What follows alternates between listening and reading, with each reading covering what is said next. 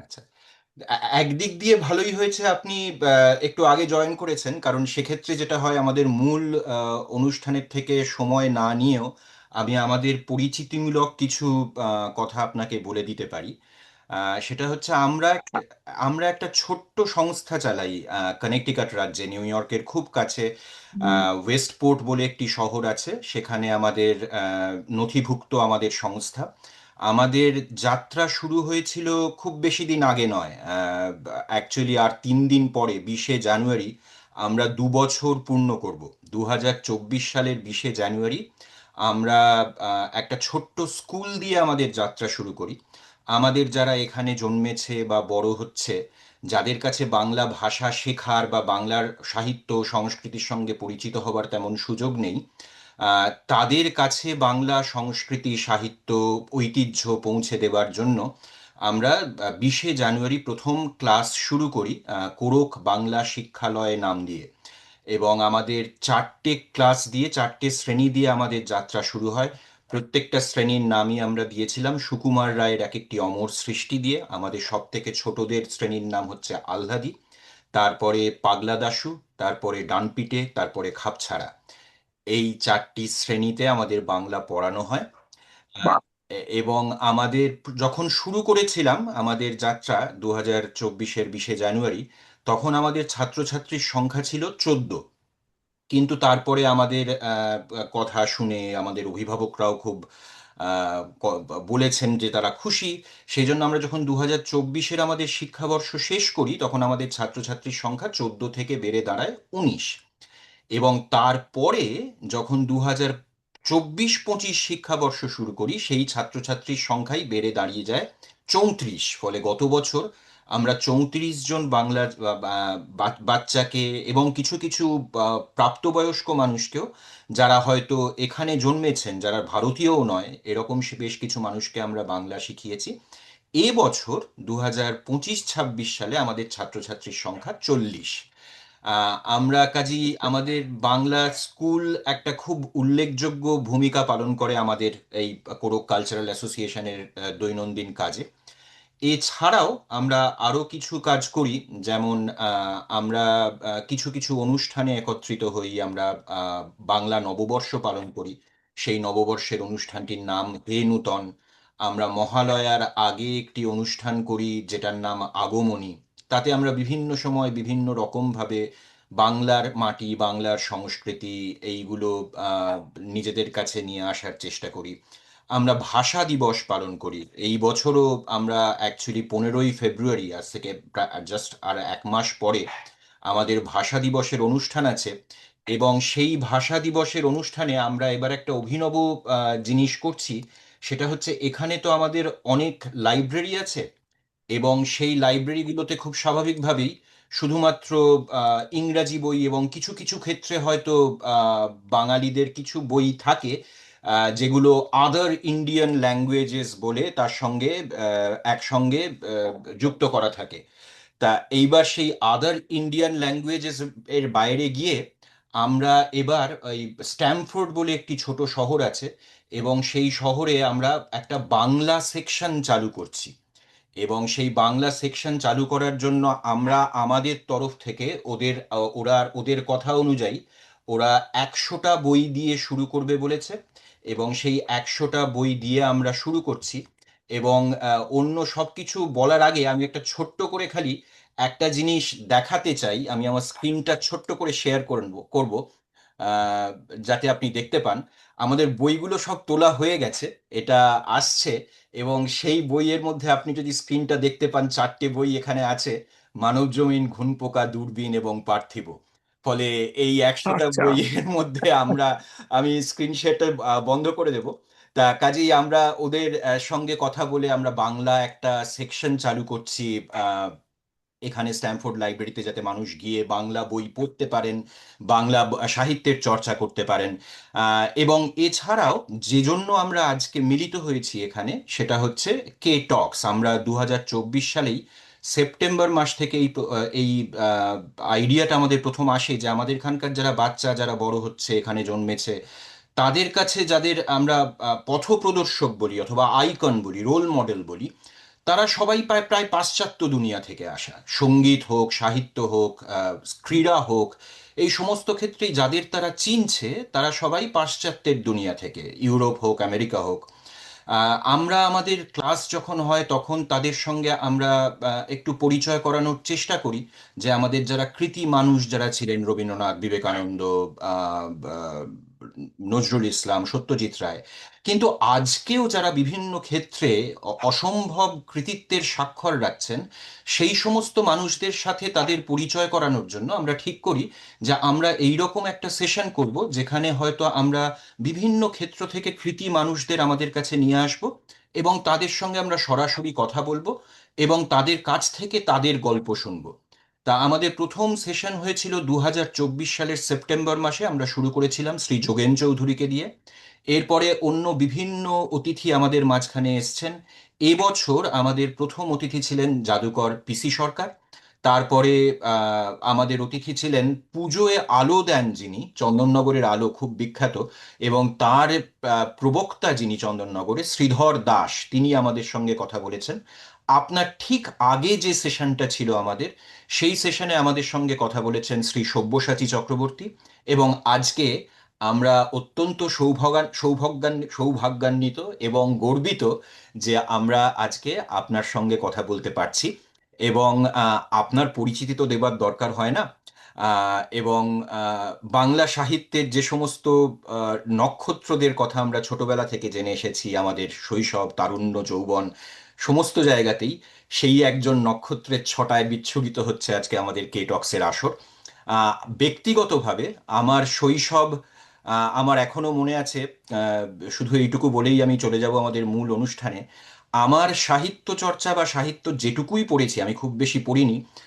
ছোটবেলা থেকে আমার মনে আছে, আমার প্রথম স্মৃতি যেটা এখনো আমার মনে আছে, সেটা হচ্ছে আপনারই লেখা একটি বই। একটি শারদীয় আনন্দমেলায় বেরিয়েছিল, বনি। সেই বনির হঠাৎ চোখ খোলায় আমার যে একসঙ্গে যুগপৎ আহ, বিস্ময়, আতঙ্ক এবং রোমাঞ্চ হয়েছিল, সেই স্মৃতিটাই বোধহয় আমার বাংলা সাহিত্য পড়ার প্রথম অনুভূতি, যেটা আজও আমার মনে আছে। এবং তারপরে তো একের পর এক ছোটদের সাহিত্য হোক, তারপরে তো যেই বইগুলো দেখালাম, দূরবীন, মানবজমিন, আহ, পার্থিব, ঘুনপোকা, আমাদের শৈশব, তারুণ্য, যৌবন এবং এই প্রায় প্রৌঢ়ত্বে এসেও এখনো আমাদের মুগ্ধ করে চলেছে। কাজেই আমি কোরক কালচারাল অ্যাসোসিয়েশনের পক্ষ থেকে, কোরক বাংলা শিক্ষালয়ের পক্ষ থেকে আপনাকে আন্তরিক আন্তরিক কৃতজ্ঞতা এবং ধন্যবাদ জানাচ্ছি আমাদের সঙ্গে আজকে থাকার জন্য। আমি আমাদের সঙ্গে এই আলাপচারিতায় যিনি মুখ্যত আপনার সঙ্গে আমাদের পক্ষ থেকে কথা বলবেন, তার নাম শ্রী অনিমেষ চন্দ্র। অনিমেষও আমাদের একজন সদস্য। এবং অনিমেষ নিজে পেশায় তথ্য প্রযুক্তি কর্মী, কিন্তু অনিমেষের নেশা হচ্ছে সাহিত্য চর্চা, এবং শুধুমাত্র সাহিত্য চর্চা নয়, অনিমেষ বেশ কিছু বইও লিখেছে।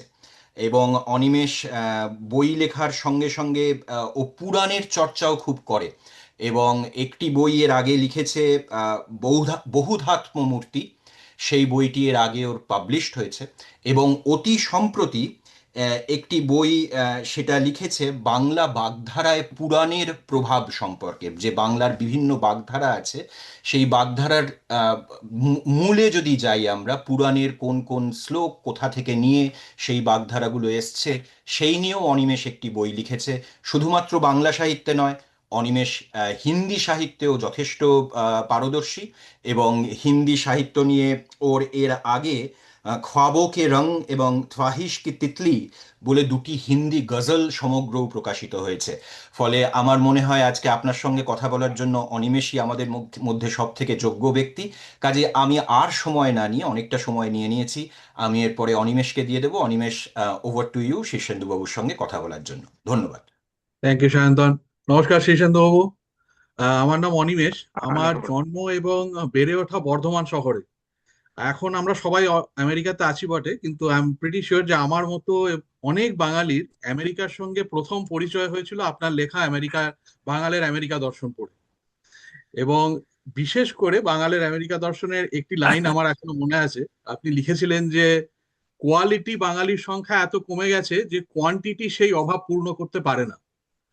তো এই ইন্টারভিউ শেষে আমাদের আশা যে আমরা হয়তো সেই কোয়ালিটি বাঙালি স্তরে উত্তীর্ণ হতে পারবো। তো যাই হোক, আমরা এখান থেকে শুরু করছি। এখানে আহ আহ সায়ন্তন হয়তো একটু আগে বলেছে আমরা এখানে মনোজদের অদ্ভুত বাড়ি এখানে অভিনয় হয়েছে, এবং সেটি এখানে মঞ্চায়ন করা হয়েছে, আমাদের ছোটরাই সেটি করেছে। হ্যাঁ, আমি জানি এই প্রশ্নের উত্তর আপনি আগেও দিয়েছেন, তবু আমাদের দর্শকদের জন্য আরেকবার আপনাকে জিজ্ঞাসা করব, এই বড়দের জন্য এত মনোগ্রাহী এবং মনস্তাত্ত্বিক উপন্যাস থেকে কিশোর সাহিত্যে আপনার পদার্পণ কিভাবে হলো, এবং অদ্ভুতুরের সিরিজ লেখার সূত্রপাত এবং বিবর্তনটি কিভাবে হলো, সেটি যদি আপনি আরেকবার আমাদের সঙ্গে শেয়ার করেন। আসলে আমি যখন প্রথম লেখা শুরু করেছিলাম তখন আমি খুব সিরিয়াস মনোভাবের মানুষ ছিলাম। আর বড়দের সাইকোলজি এবং তাদের নানা রকমের জীবন সংকট এবং জীবনে নানা রকমের যে ধাঁধা, সেগুলো নিয়ে লিখতাম বেশি। কিন্তু উম, ছোটদের জগৎটা আমার কাছে খানিকটা অজানা ছিল। ছোটদের জগৎ সম্পর্কে আমি খুব একটা ভাবতাম না বা চিন্তা করতাম না। ওইরকমই ছিল আমার ব্যাপারটা। কিন্তু উম, আপনারা কি আমার কথা শুনতে পাচ্ছেন? শুনতে পাচ্ছি, একটু কেটে কেটে যাচ্ছে কিন্তু। আচ্ছা, আচ্ছা, আচ্ছা। তো এবার শোনা যাচ্ছে? হ্যাঁ, শোনা যাচ্ছে এবার, হ্যাঁ। আচ্ছা। তো আমার যখন লেখালেখির অনেক বয়স হয়ে গেল, অর্থাৎ আমি যখন 40 পার করেছি, অনেক লেখা হয়ে গেছে, সেই সময় নীরেন্দ্রনাথ চক্রবর্তী আমাকে একদিন পাকড়াও করলেন যে তোকে ছোটদের গল্প লিখতে হবে। তো আমি তো আতঙ্কিত হয়ে গেলাম যে আমি তো ছোটদের জগৎটা চিনি না। তো উনি ছাড়লেন না। তখন বাধ্য হয়ে বিধু দারোগা নামে একটা গল্প আমি লিখেছিলাম। আমার উদ্দেশ্য ছিল ছেলেদের জন্য যখন কিছু, বাচ্চাদের জন্য কিছু লিখিনি, তখন মজার গল্প লিখি। তো ওইটা মজার একটা গল্প ছিল। তারপরে আরো একটা গল্প লিখা হলো, সেটা হলো গল্পটা খুব সন্দেহজনক। তো এই সব গল্প, দু তিনটে গল্প আনন্দমেলায় ছাপা হওয়ার পর নীরেন্দ্রনাথ চক্রবর্তী আমাকে ধরলেন, এবার একটা ধারাবাহিক উপন্যাস লেখ। তো সেইটা আমার মাথায় বজ্রাঘাত হলো, কি লিখবো। তখন ওই মাথা ঘামিয়ে মনোজদের অদ্ভুত বাড়ি ধারাবাহিকভাবে লিখলাম। তারপর থেকে আর নীরেন্দ্র ছাড়েননি, প্রত্যেক বছরই আমাকে পুজো সংখ্যায় উপন্যাস লিখতে হতো, ধারাবাহিক লিখতে হতো। তারপরে এই করে করে এখন অনেক উপন্যাস হয়ে গেছে, 40-এর উপর, 45-46টা হবে। তো আমার এইভাবে যে আগমন, সেটা খুব আকস্মিক এবং আমার নিজের কাছেই খানিকটা বিস্ময়কর। কারণ আমার মনোভঙ্গি, আমার মনোভূমি ছোটদের উপযোগী ছিল না। ছোটদের জন্য লিখবো এরকম একটা প্রস্তুতি আমার ছিল না কখনো। আকস্মিকভাবে শুরু হয়েছিল এবং আজও এখনো কিছু কিছু লিখতে হয়। এই হচ্ছে মোটামুটি কাহিনী আর কি। শুধু লিখতে হয় নয় শীর্ষেন্দু বাবু, এখনো পূজা বার্ষিকী আসলে আমরা জানি অনেকে অপেক্ষা করে থাকে যে শীর্ষেন্দু বাবুর লেখা আছে কিনা, এবং প্রথম কে সেটা পড়বে সেটা নিয়ে বাড়ির মধ্যে বেশ একটু গোলযোগ, একটু কোলাহল শুরু হয়ে যায় যে আগে আমি পড়বো নাকি আগে তুমি পড়বে। আমরা তো ছোট আর বয়স থেকে সেই সেই হিসাবে সেইভাবে বড় হয়েছি, এবং এখনো অব্দি মোটামুটি সেরকমই এখনকার প্রজন্ম সেরকম ভাবে করছে, সেই খবরও আমি এখান থেকে পাই। আমি একটু অন্যদিকে আহ একটু যেতে চাই। আমরা কিশোর সাহিত্যের কথা বললাম, আমরা বড়দের কথা বললাম। আমরা অনেক জায়গায় পড়ি যে অনেক সাহিত্যিক, যেমন একবার স্টিফেন কিং একবার বলেছিলেন, রবার্ট লুই স্টিভেনসন একবার বলেছিলেন যে তারা কখনো কখনো স্বপ্নের মধ্যে বা আধো ঘুমন্ত অবস্থায় কোনো গল্পের প্লট খুঁজে পেয়েছেন, কিংবা কোনো একটি গল্পের সমাপ্তি সেখান থেকে তার এসেছে। তো এরকম কি আপনার সঙ্গে কখনো হয়েছে যে কোনো গল্পের বীজ অথবা কোনো গল্পের সমাপ্তি ঘুমের মধ্যে কিংবা আচ্ছন্ন অবস্থায় কিংবা আধো স্বপ্নের থেকে এসেছে?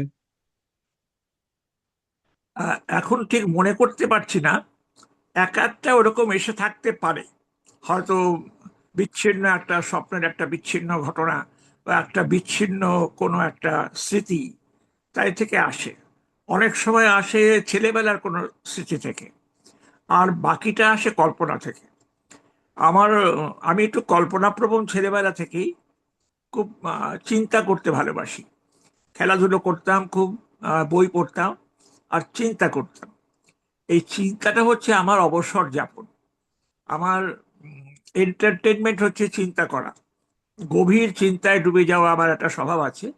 আর বিশেষ করে একটু গভীর রাতে যখন আমি জেগে থাকি, বরাবরই আমি একটু রাত জাগা মানুষ, ওই জেগে থেকে আমি অনেক কিছু ভাবতাম।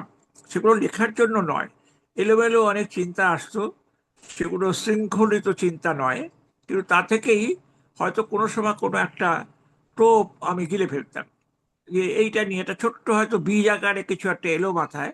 সেটা থেকে আস্তে আস্তে একটা গল্প বা একটা উপন্যাস আস্তে আস্তে রূপ নিল। আমি তো আগে থেকে কিছু ভেবে লিখতে পারি না, আগে থেকে কোনো প্রেরণা থাকে না, কোনো গল্পের প্লট ভাবা থাকে না, কোনো স্কিম থাকে না। আমি একটা লাইন হয়তো ভাবি যে একটা লাইন মাথায় এলেই হয়। একটা লাইন মাথায় এলো, যেরকম আহ, আহ, যেরকম একটা লাইন এসেছিল, যে প্রেমের মূলেও আছে ভিটামিন, বা এরকম একটা ছোটখাটো একটা লাইন এলো। সেইটা থেকে আমি ভাবতে শুরু করি। ভাবতে ভাবতে আমার উপন্যাস হয়, আমার গল্প হয়। সবই ওই একটা বিজাকারে কিছু আসে, একটা মাথায় একটা লাইন আসে, তাই থেকে ভাবতে ভাবতে লিখে লিখতে লিখতে ভাবি। আর আমার একটা আছে, একটা আমার অস্ত্র আছে, সেটা হচ্ছে যে আমি আমার চরিত্রগুলোকে প্রত্যক্ষ করি। যখন লিখি তখন আমি তাদের দেখতে পাই। দেখতে পাই বলে আমার লিখতে একটু সুবিধা হয়। তাদের পোশাক আশাক, তাদের কথাবার্তা, চরিত্র সবই আমি যেন চোখে প্রত্যক্ষ করি। প্রত্যক্ষ করতে করতে লিখি, তাতে আমার একটা মজাও হয়, আহ খাটনিও হয় খুব, শারীরিক এবং মানসিক দুটোই। কিন্তু আমার ওই একটা ব্যাপার আছে, ওই আগে থেকে না ভেবে লেখা। এইখান থেকে শেষতবু আমার মনে পড়ে গেল শীর্ষেন্দু বাবু, যে আপনি বলেছিলেন, আপনি যে বলছিলেন কল্পনা প্রবণ এবং এই যে চিন্তা এবং যে ভাবনাগুলো আপনার মাথায় আসে, আপনি কাটিহারে থাকার সময় একটা ট্রান্সফরমেশনের কথা বলেছিলেন। এবং যদি আমি খুব ভুল না করে থাকি, আপনি একটা উক্তিও করেছিলেন যে 1000 বছরে কোকিল বোধহয় ওই রকম একবারই ডাকে। সেই ঘটনাটি যদি আপনি আরেকবার আমাদেরকে বলেন। আপনি খুব ভালোভাবে পড়েছেন আমার লেখা, সেই জন্য আপনাকে অনেক ধন্যবাদ এবং ভালোবাসা। এই, হ্যাঁ, ঠিকই, তখন আমার বোধহয় 6 বছর কি 6 বছর 7 বছর এরকম বয়স হবে। আমার যতদূর মনে হয় তখন আমার 6.5 7 এরকম হবে। সেই সময় আমি একদিন ভোরবেলা, শীতের ভোর মনে আছে, আহ, আর ওই আমাদের তো মালি ছিল, সাঁওতালি মালি। সে ওই সকালবেলা ওই ইয়ে করতো, ওই আগুন টাগুন জ্বালিয়ে তাপ নিত আর কি। তো এইরকম সকালবেলা আমি বাজারে বেরিয়ে যেতাম, হাতে একটা লাঠি থাকতো, ঘুরে ঘুরে বেড়াতাম। তো ওই রকমই একদিন কুয়াশাচ্ছন্ন, আর কাটিয়ারে তখন প্রচন্ড শীত পড়তো।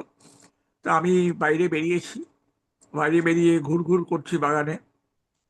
সেই সময় হঠাৎ, শীতকালে তো কোকিল ডাকে না, বসন্তকালে ডাকে, কিন্তু সেই সাংঘাতিক শীতের মধ্যেও হঠাৎ একটা কোকিল ডেকে উঠেছিল। আমার এতদিনের কথা তো আমি এত স্পষ্ট স্মরণ করতে পারি না, তবে এই ঘটনাটা স্মরণে আছে। নিশ্চয়ই। যে কোকিলটা যখন ডাকলো, তখন আমার সমস্ত শরীরে যেন একটা শিহরণ, একটা অদ্ভুত ধরনের তরঙ্গ খেলে যাচ্ছে আমার সমস্ত শরীরে, মনে। আমি অবাক হয়ে দাঁড়িয়ে একদম স্ট্যাচু হয়ে গিয়ে সে কোকিলের ডাকটা শুনছি। আর আমার মনটা হাহাকারে ভরে যাচ্ছে, অদ্ভুত একটা হাহাকার। কিসের, সেটা আমি ব্যাখ্যা করতে পারবো না। কিন্তু আমার মনে হলো, অনেকক্ষণ কোকিলটা ডাকছিল, অনেকক্ষণ ধরে আমি দাঁড়িয়ে রইলাম প্রস্তরবৎ। তারপরে যখন আমার সম্বিত ফিরল, তখন আমার মনে হলো যে আমি আর আগের বালকটি নেই, আমি পাল্টে গেছি। আমার মনে হলো যে now I am a new boy বা নিউ ম্যান, এরকম একটা মনে হলো। এটা মনে হওয়া ছাড়া আর কিছুই নয়, আর কি বলবো একে। তবে আমি এটাকে ব্যাখ্যা করি এইভাবে, যে আমি সেদিন প্রথম আমার নাবালকত্ব থেকে সাবালকত্বে নয়, কিন্তু একটা সেন্সুয়াল জগতে উত্তীর্ণ হলাম, যেখানে আমি এই ইন্দ্রিয়গুলোকে আবিষ্কার করলাম। আমার যেন মনে হলো একটা বয়ঃসন্ধির গাঁট আমি পেরিয়ে এলাম, এরকম একটা মনে হয়েছিল। এই মনে হওয়াটা ঠিকও হতে পারে, ভুলও হতে পারে। তা আমি এসে আমার মাকে জড়িয়ে ধরেছিলাম। আর আমার মনে হয়েছিল যে আমার মা যেন তার একটা অন্য ছেলেকে ফিরে পেলেন। যে ছেলেটা বাগানে গিয়েছিল সেই ছেলেটা নয়, একটা অন্য ছেলে যেন ফিরে এলো। মাও যেন বিস্মিত হয়ে আমার মুখের দিকে একটু তাকালেন, কিছু একটা বুঝলেন, হয়তো বুঝলেন না, জানি না। কিন্তু আমার এই মনে হওয়াটা আমার কাছে দীর্ঘদিন একটি মণিমুক্তর মতো বা একটা খুব মূল্যবান কিছুর মতো সঞ্চিত আছে। আমি আজও এই 90 বছর বয়সেও সেটা ভুলতে পারি না। Thank you sir. এই এই প্রশ্নটা তো মানে আপনি যেরকম বলছিলেন যে আমার পড়তে খুব ভালো লাগে, তো সেই জন্য, এবং এবং আমার একটা স্বভাব আছে পড়তে পড়তে কোনো কিছু ভালো পেলে আমি সেটা লিখেও রাখি আর কি। তো আমি যখন প্রথম মানব জীবন পড়েছিলাম, এটা খুব স্বার্থপরের মতো প্রশ্ন হয়ে যাচ্ছে, কিন্তু তখন থেকে আমি ভেবে রেখেছিলাম কোনোদিন যদি শীর্ষেন্দু বাবুর সঙ্গে আমার আলাপ হয় কিংবা সাক্ষাৎ হয়, তাকে এই প্রশ্নটা আমাকে করতেই হবে, স্যার প্রীতম কোথায় গেল? প্রীতম কোথায় গেল, এই প্রশ্নটা আমাকে অনেকে করেছেন। প্রীতমের কি হলো, প্রীতম কোথায় নিরুদ্দেশ হয়ে গেল, কোথায় গেল, মারা গেল না বেঁচে রইল। আমি আসলে প্রীতমের মৃত্যু সংবাদটা পাঠককে দিতে চাইনি, কারণ প্রীতমের ভেতর দিয়ে একটা মস্ত বড় অস্থিবাচক আশ্বাস আমার লেখার নিশ্চয়ই। মধ্যে আমি যাওয়ার চেষ্টা করেছি। সেই জন্য প্রীতমের মৃত্যুটা আমার দেখারও ইচ্ছে ছিল না। সেই জন্য আমি প্রীতমের মৃত্যু দেখাইনি, তার নিরুদ্দেশ হওয়া দেখিয়েছি। হয়তো প্রীতম বেঁচে আছে, হয়তো প্রীতম মারা গেছে। এখন পাঠক সেটা ঠিক করে নেবেন, পাঠক যা ভেবে নেবেন সেটাই সত্যি হবে তার কাছে। এটি আমার ইচ্ছে ছিল, যে পাঠক ভেবে নিন যে প্রীতম বেঁচে আছে, প্রীতম ভালো হয়ে গেছে। এইটা যদি হয় তাহলে তো একটা মধুর সমাপন হলো। আর যদি পাঠক ভেবে নেন যে না, প্রীতম নিশ্চয়ই মারা গেছে, কেননা সে সাইকেলে করে নিরুদ্দেশ হয়ে গিয়েছিল মনে আছে, তাহলে সেটাও তারা ভেবে নিতে পারেন, যার যেমন ইচ্ছে। প্রীতমকে নিয়ে আমার নিজেরও ধাঁধা আছে। আমি প্রীতমকে কিভাবে বাঁচাবো? কোনো জাদুবিদ্যা বলে তো বাঁচাতে পারি না। তার যে রোগটি হয়েছে সেটা একটা মোটর সেন্সারি রোগ, সেটা তার মোটর নার্ভগুলো নষ্ট হয়ে গেছে, তা তো বাঁচা সম্ভব নয়। কিন্তু পৃথিবীতে তো অনেক অলৌকিক ঘটে, অনেক অঘটন তো ঘটে। যদি এরকম হয় যে প্রীতম বেঁচেও আছে, কোনো না কোনো রকম ভাবে সে রোগটাকে রিভার্স করতে পেরেছে, তাহলে তো ভালোই হয়। এই আশা নিয়ে, বা বলা যায় দুরাশা নিয়ে, আমি প্রীতমকে আবডালে রেখেছি, তাকে আর সামনে আনিনি। আপনি একটা খুব ইম্পর্টেন্ট কথা এখানে বললেন যে পজিটিভিটি, অস্তিবাচক চিন্তা। এবং এটা আমি জানি আপনি আগেও বলেছেন যে ছুরি দিয়ে অপারেশনও করা যায়, আবার কারোর জীবনও নেওয়া যায়। তো আপনার শৈশবে এবং কৈশোরে আপনি একটু হ্যাঁ, মেলানকোলিয়া বা ডিপ্রেশনের কথা বলেছিলেন, সেটা এখন তো আমেরিকার একটা খুব বড় সমস্যা, যে অনেকেই এখানে একাকিত্বের জন্য কিংবা আরো পেশাগত কারণে, পারিবারিক চাপের জন্য, সাংসারিক চাপের জন্য ডিপ্রেশনের মধ্যে চলে যায়। তো একজন সৃজনশীল ব্যক্তি হিসেবে আপনি ডিপ্রেশনের সঙ্গে কিভাবে লড়াই করা যায়, আপনার কি অ্যাডভাইস? প্রথম কথা হচ্ছে যে আমি ছেলেবেলায় আমার মাকে গিয়ে জড়িয়ে ধরতাম, মাকে আশ্রয় করতাম। মা আমার জীবনের একটা মস্ত বড় ফ্যাক্টর। আমার জীবনের অনেকটাই বা বেশিরভাগটাই জুড়ে আছেন আমার মা।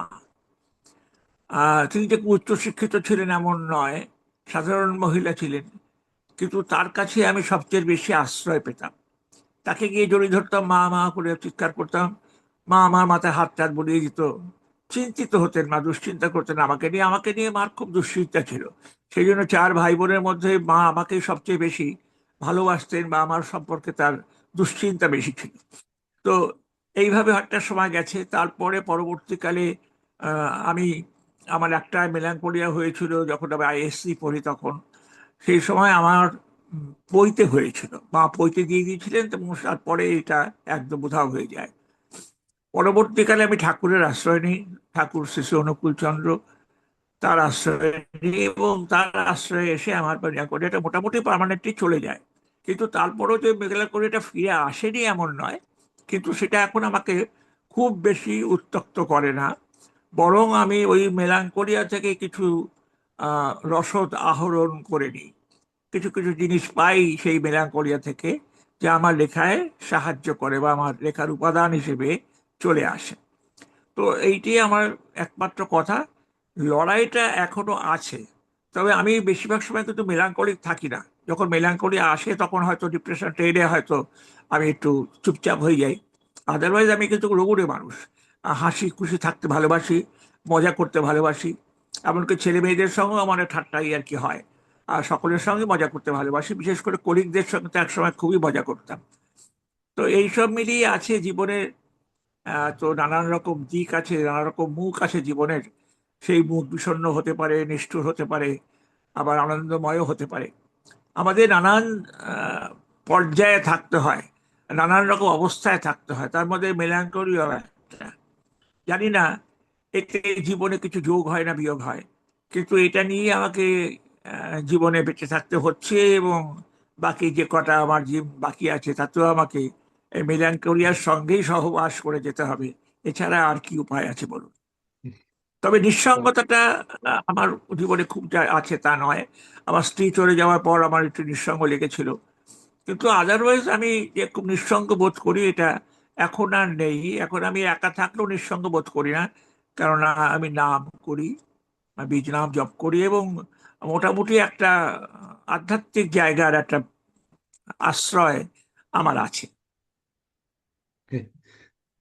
আপনি এক্ষুনি কলিগদের কথা বললেন, তাদের সঙ্গে আপনার একটা যে খুব হার্দিক সম্পর্ক এবং যে হাসি ঠাট্টার কথা বলছি, আমি জাস্ট মানে মানুষ চোখেই দেখতে পারি, নিজে তো সচক্ষে সর্বচক্ষে দেখার তো অনুভূতি হয়নি, কিন্তু আপনার এখানে আপনি আছেন, সুবাবু আছেন, সুবাবু আছেন, তারা সবাই একসাথে বসে রয়েছেন এবং সেইখানে আপনাদের মধ্যে এই যে কথা এবং খুনসুটি চলছে, এরকম কোনো ঘটনা আমাদের সঙ্গে কি শেয়ার করা যায় যেটাতে আমরাও একটু সেই বৈঠকের একটু স্বাদ পাবো?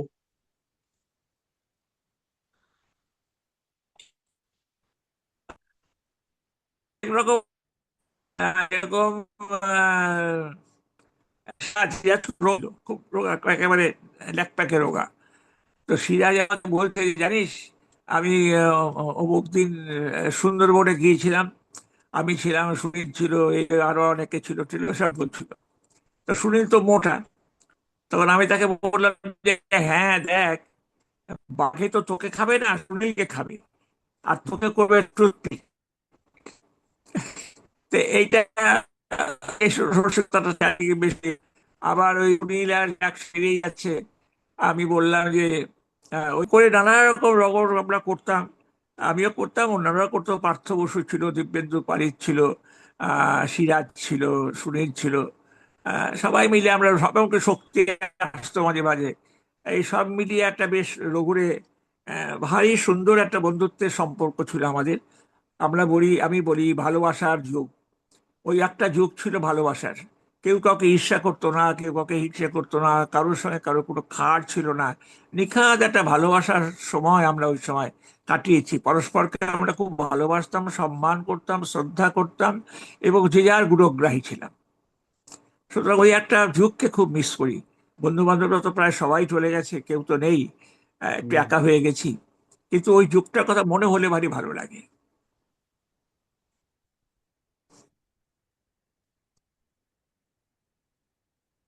একটু অন্য প্রশ্ন করি।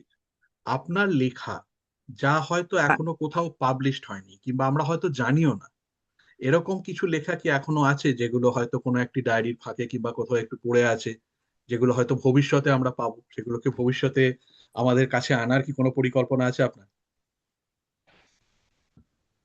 ছাপা হয়নি এমন কোনো লেখা নেই, সব আচ্ছা। লেখাই ছাপা হয়ে গেছে। তবে হ্যাঁ, কিছু কিছু লেখা হয়তো এখনো কোনো ছোট পত্রিকায় লিখেছিলাম, কোনো লিটল ম্যাগাজিনে লিখেছিলাম, সেটা উঠে গেছে অনেক দিন। আচ্ছা। এরকম কিছু কিছু লেখা হয়তো এখনো ছড়িয়ে ছিটিয়ে আছে। আচ্ছা। তবে সেগুলোর খোঁজ চলছে, সেগুলোর খোঁজ করার জন্য মানুষ আছে। তারা খুঁজে আচ্ছা। খুঁজে খুঁজে বের করছেন। এইভাবে আমার কিছু লেখা সংকলিত হয়েছে, যেগুলো নাম দেওয়া হয়েছে হারিয়ে যাওয়া লেখা। হুম হুম। তাহলে সেগুলো বের করা হয়েছে। কিন্তু আচ্ছা। এখনো পর্যন্ত আমার জানা আনপাবলিশড কোনো লেখা আমার কাছে কিন্তু নেই। হয়তো কোনো আচ্ছা। লিটল ম্যাগাজিন ট্যাগাজিনে কোথাও থাকতে পারে আর কি। আচ্ছা। তাহলে এখান থেকে আর একটু এগিয়ে যে আমি আর প্রশ্ন করি যে যদি কোনো গল্প বা উপন্যাসকে আপনি একটু অন্যভাবে লিখতে চান কিংবা তার এন্ডিং বা সমাপ্তিটা অন্যভাবে করতে চান, কখনো কি মনে হয়েছিল যে এটা একটু অন্যভাবে করলে ভালো হতো? এরকম কি কিছু আছে? হ্যাঁ, যেরকম মানব জমিন এই উপন্যাসটা শেষটা আমার আরেকটু চেঞ্জ করার উপায়, মানে একটা চিন্তা ছিল, কিন্তু সেটা তো আর হওয়ার কথা নয়। কারণ আর আমি একটা ব্যাপার আছে, একটা লেখা লিখে ফেলার পর সেটার উপর হুম। আমি ওই লেখাটার সঙ্গে আমার একটা ডিটাচমেন্ট হয়ে যায়। ডিটাচমেন্ট ছাপা হয়ে যাওয়ার পর একটা ডিটাচমেন্ট হয়ে যায়, যার ফলে ওই লেখাটাকে আমি আর নিজের ভেতরে আবার রিজেনারেট করতে পারি না। ফলে আমার ইচ্ছে থাকলেও কোনো উপায় নেই যে কোনো লেখা, যে মানব জীবনের শেষটা আমার একটু পাল্টানোর ইচ্ছে ছিল, কিন্তু আমি দেখেছি যে আমি ওটা পারবো না। আমি চিন্তা করেছি, চিন্তা চিন্তা করে দেখলাম যে ওটা আমি পারবো না। তবে আচ্ছা। আম, একটা উপন্যাস হচ্ছে শিউলির গন্ধ, না, ফুলচোর। ফুলচোর উপন্যাসের শেষটা আমি পাল্টেছিলাম। সেটা ওই নায়কের মৃত্যু দিয়ে শেষ হয়েছিল, সেটা আমি পাল্টে আহ, আহ, নায়কের মৃত্যু থেকে ফিরে আসাটা চক্রান্ত করে দিয়েছে উপন্যাসটিকে। তো সেইটি একটা করেছিলাম মনে আছে, কিন্তু আর কোনো উপন্যাস আমি এরকম কিছু করিনি। ইচ্ছে হয় কিন্তু উপায় নেই। আচ্ছা। আচ্ছা, আপনার কথাগুলো মাঝে মাঝে একটু কেটে যাচ্ছে, কিন্তু এখন আবার ঠিক হয়েছে। আহ মানব আচ্ছা। জমিনের কথা আপনি বললেন, মানব জমিন প্রথম প্রকাশিত হয়েছিল 1965 সালে। তো আজ এই হ্যাঁ, 60 বছর পরেও সেই উপন্যাসটি একইভাবে প্রাসঙ্গিক, একই রকম ভাবে সমাদৃত। এবং আমি শিওর যে আজই হয়তো 100 বর্ষ পরেও যদি কেউ উপন্যাসটি একইভাবে সমাদৃত হবে। কিন্তু আজকে আমরা যে চলে এসেছি, এভরিথিং ইজ ইনস্ট্যান্ট যুগে, আমাদের হোয়াটসঅ্যাপ চলে এসেছে, ইমেল চলে এসেছে। তা সত্ত্বেও আমরা সেই দিনকার যে সেন্টিমেন্ট, সেই দিনকার যে মনস্তাত্ত্বিক জিনিসগুলো আমরা মানব জমিনে পড়েছি, এখনো মনে হয় সেগুলো একই রকম ভাবে প্রাসঙ্গিক। তো আপনার মনে হচ্ছে না বিজ্ঞান মানুষকে, যে আমরা বলে থাকি যে বেগ দিয়েছে, আবেগটা কেড়ে নিয়েছে, কিন্তু অ্যাটলিস্ট এই সমস্ত উপন্যাস যেগুলোকে কালজয়ী বলা হয়, তারা কিন্তু সেই আবেগটিকে এখনো ধরে রেখেছে এবং আমাদের মনের মধ্যে কোথাও যেন সেই আবেগটি এখনো সেইভাবেই রয়ে গেছে। আশ্চর্য হচ্ছে এই যে আমি ছেলেবেলায় তা হারিকেনের লণ্ঠনে পড়াশোনা করেছি। হারিকেন, লম্ফ এইসব জেলে আমাদের দিন চলতো। তাই থেকে এখন আমার পকেটে মোবাইল ফোন, আমার সব টেকনোলজির সঙ্গে আমার পরিচয়। তো এগুলো হওয়ার পরে যে আমি খুব একটা বিস্মিত তা নয়, কারণ আমার জানাই ছিল যে এরকম পরিবর্তন হতে থাকবে।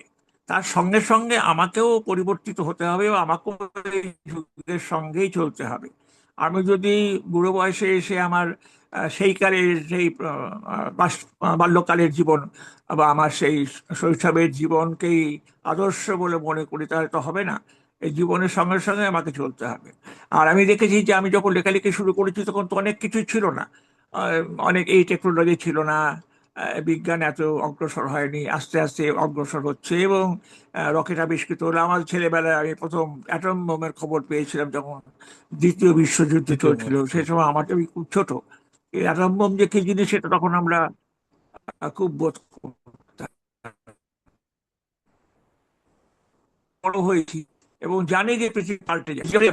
আমি যে আমার নিজের জীবনের সে আর্লি জীবনে, মানে সে শৈশবের জীবনের বা বাল্যকালের জীবনে পড়ে থাকলে হবে না, আমাকে এই যুগের সঙ্গে এগোতে হবে। এখনকার তরুণরা কি ভাষায় কথা বলে, তাদের মনোভাব কি, তাদের চরিত্র কিরকম, সেগুলো আমাকে জানতে হবে। সেই সঙ্গে সঙ্গে আমি এগিয়েছি। যেরকম অনেক পুরনো উপন্যাসে মা- তো সাধারণত থাকবেই না, না থাকারই কথা, সেটা হচ্ছে মোবাইল ফোন নেই, বা কম্পিউটারের কথা লেখা হয়নি। আমি কম্পিউটারের কথা প্রথম লিখি আমার লেখা। অনেকেই বলেন যে আপনি অত আর্লি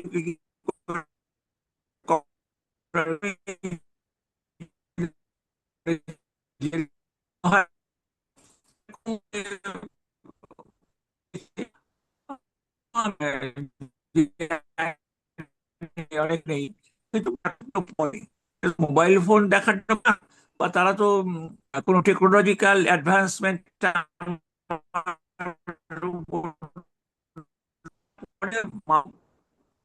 মানুষের মধ্যে সম্পর্কের যে এবং প্রাণীর যে সমস্ত সেগুলোর উপরে নির্ধারিত যে নি- আহ, আহ, লেখা উপন্যাস, সেগুলো তারা এখনো পড়ে থেকে সেখানে ওই তো মানে আমাদের সাবেক যে জীবন কখনো বদলাবে না, জীবনের ধারা তো পাল্টাবে না, টেকনোলজি পাল্টে যায়, মানুষও পাল্টায়, কিন্তু জীবনের ধারা পাল্টায় না, সম্পর্কটা পাল্টায় না, নানা রকম সম্পর্ক আসে ভেঙে যায়। সেরকম আর কি ব্যাপার। দেখুন, স্বামী স্ত্রীর সম্পর্কে এখন অনেক রকমের ওলটপালট হয়ে গেছে। তো এই সমস্ত জিনিস তো মানুষ আহ, শাশ্বতকালের জিনিস বলেই মনে করে। টেকনোলজি জানবার জন্য তারা তো উপন্যাস পড়ে না। এইটাই হচ্ছে কথা। হ্যাঁ, এই ভাষার বিবর্তন এবং টেকনোলজির বিবর্তন নিয়ে আপনি কথা বললেন, তো আমরা তো দেখছি বাংলা ভাষাতেও বেশ কিছুটা পরিবর্তন হয়েছে এবং প্রচুর বৈদেশিক শব্দ এসে তাকে আরো সমৃদ্ধ করবে, এটা স্বাভাবিক ব্যাপার। কিন্তু এখন আমরা যেটা দেখছি, কিছু কিছু ক্ষেত্রে বাঙালিদের একটু অন্য ভাষার প্রতি অতিপ্রীতি ভাবে বাংলা শব্দকে এমন ভাবে পরিবর্তিত এবং প্রতিস্থাপিত করে দিচ্ছে যে অনেক ক্ষেত্রে সেটা বেশ পীড়াদায়ক হয়ে পড়ে কানের জন্য। তো আমরা যারা এখানে বিদেশে আছি, যেটা সায়ন্তন বললো যে আমাদের একটি বাংলা স্কুল আছে, আমরা বাচ্চাদের বাংলা শেখাই, আহ, তারা যে বাংলাটি শিখবে সেটি কোন বাংলা হবে? তারা কি রবীন্দ্রনাথ জীবনানন্দের বাংলা শিখবে, নাকি সুনীল শক্তি শীর্ষেন্দুর বাংলা শিখবে, নাকি এখনকার কলকাতা বা শহরতলির ওই হিন্দি মিশ্রিত একটা বাংলা শিখবে?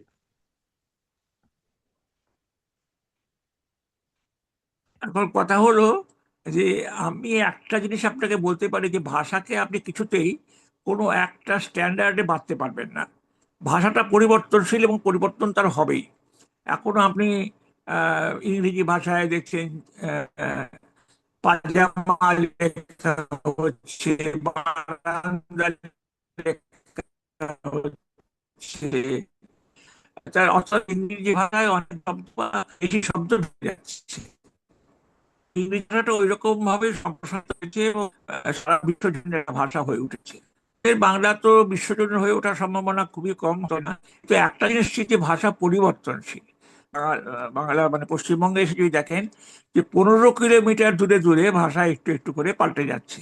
15 কিলোমিটারের মধ্যেই ভাষা পাল্টে যায়। এই যে ঠিক কথা। বিপুল পরিবর্তন, যেটা আমরা যখন বাংলাদেশি ভাষা এখন একটু একটু অন্যরকম, বেশ অন্যরকম। আমাদের বুঝতে অত অসুবিধা হয়, অনেক কথা অনেক শব্দ আমরা বুঝতে পারি না, আহ, কিংবা বুঝে নিই, আন্দাজ করে নিই। তো এই পরিবর্তনটাকে আমরা ঠেকাতে পারি না, এটা থাকবেই। স্ট্যান্ডার্ড ভাষা বাংলা, ইংরেজি, জার্মান, যেখানেই যে ভাষা থাকুক না কেন, পরিবর্তন তার অবশ্যম্ভাবী। এই পরিবর্তন কিছুতেই রোখা যায় না, ঠেকানো যায় না। মানুষের মুখে মুখে ভাষা পাল্টে যায় এবং সেটা শক্তিশালী হয়ে ওঠে। ফলে আমরা আমাদের ভাষা, যেটা সনাতন একটা ভাষা আছে ঠিকই, তার মধ্যে অনেক শব্দ ঢুকিয়ে দিই। অনেক শব্দ চলে আসে, এবার আমি অনেক শব্দ চয়ন করি যেগুলো আমার মনে হয় যে আমার কাছে উপযোগী। যে শব্দগুলো আমার বিশেষ লেখার বিশেষ প্রসঙ্গে বিশেষ উপযোগী, সেগুলোকে আমি বিনা বাধায় বা বিনা দ্বিধায় গ্রহণ করে নিই। তার ফলে একটা জিনিস হয়, যে ভাষার শক্তি বাড়ে। তাতে আমি মনে হয় যে খাঁটি বাংলা বলে কিছু কখনো ছিল না, এখনো নেই। ধরুন, আজ থেকে 50 বছর আগে বা আজ থেকে 100 বছর আগে যে ভাষা বাংলা ছিল, সেটা এখন নেই। রামমোহন যে ভাষায় কথা বলতেন, বিদ্যাসাগর যে ভাষায় কথা বলতেন, সেটা এখন পাল্টে গেছে। এই পাল্টে যাওয়াটা আমাদের মেনে নিতে হবে, তা না হলে আমাদের কোনো উপায় নেই। আপনি বই পড়ার কথাও বলছিলেন এখানে। আমাদের বাচ্চারা যারা এখানে শিখছে, এখানে যারা বাংলা শিখছে, তাদের অনেকের পক্ষেই একটা আহ, তাদের অনেকের পক্ষেই একটা সম্পূর্ণ উপন্যাস পড়ে শেষ করা এখন একটু সমস্যার ব্যাপার, কারণ তারা একটা নতুন ভাষা শিখছে। হ্যাঁ, হ্যাঁ।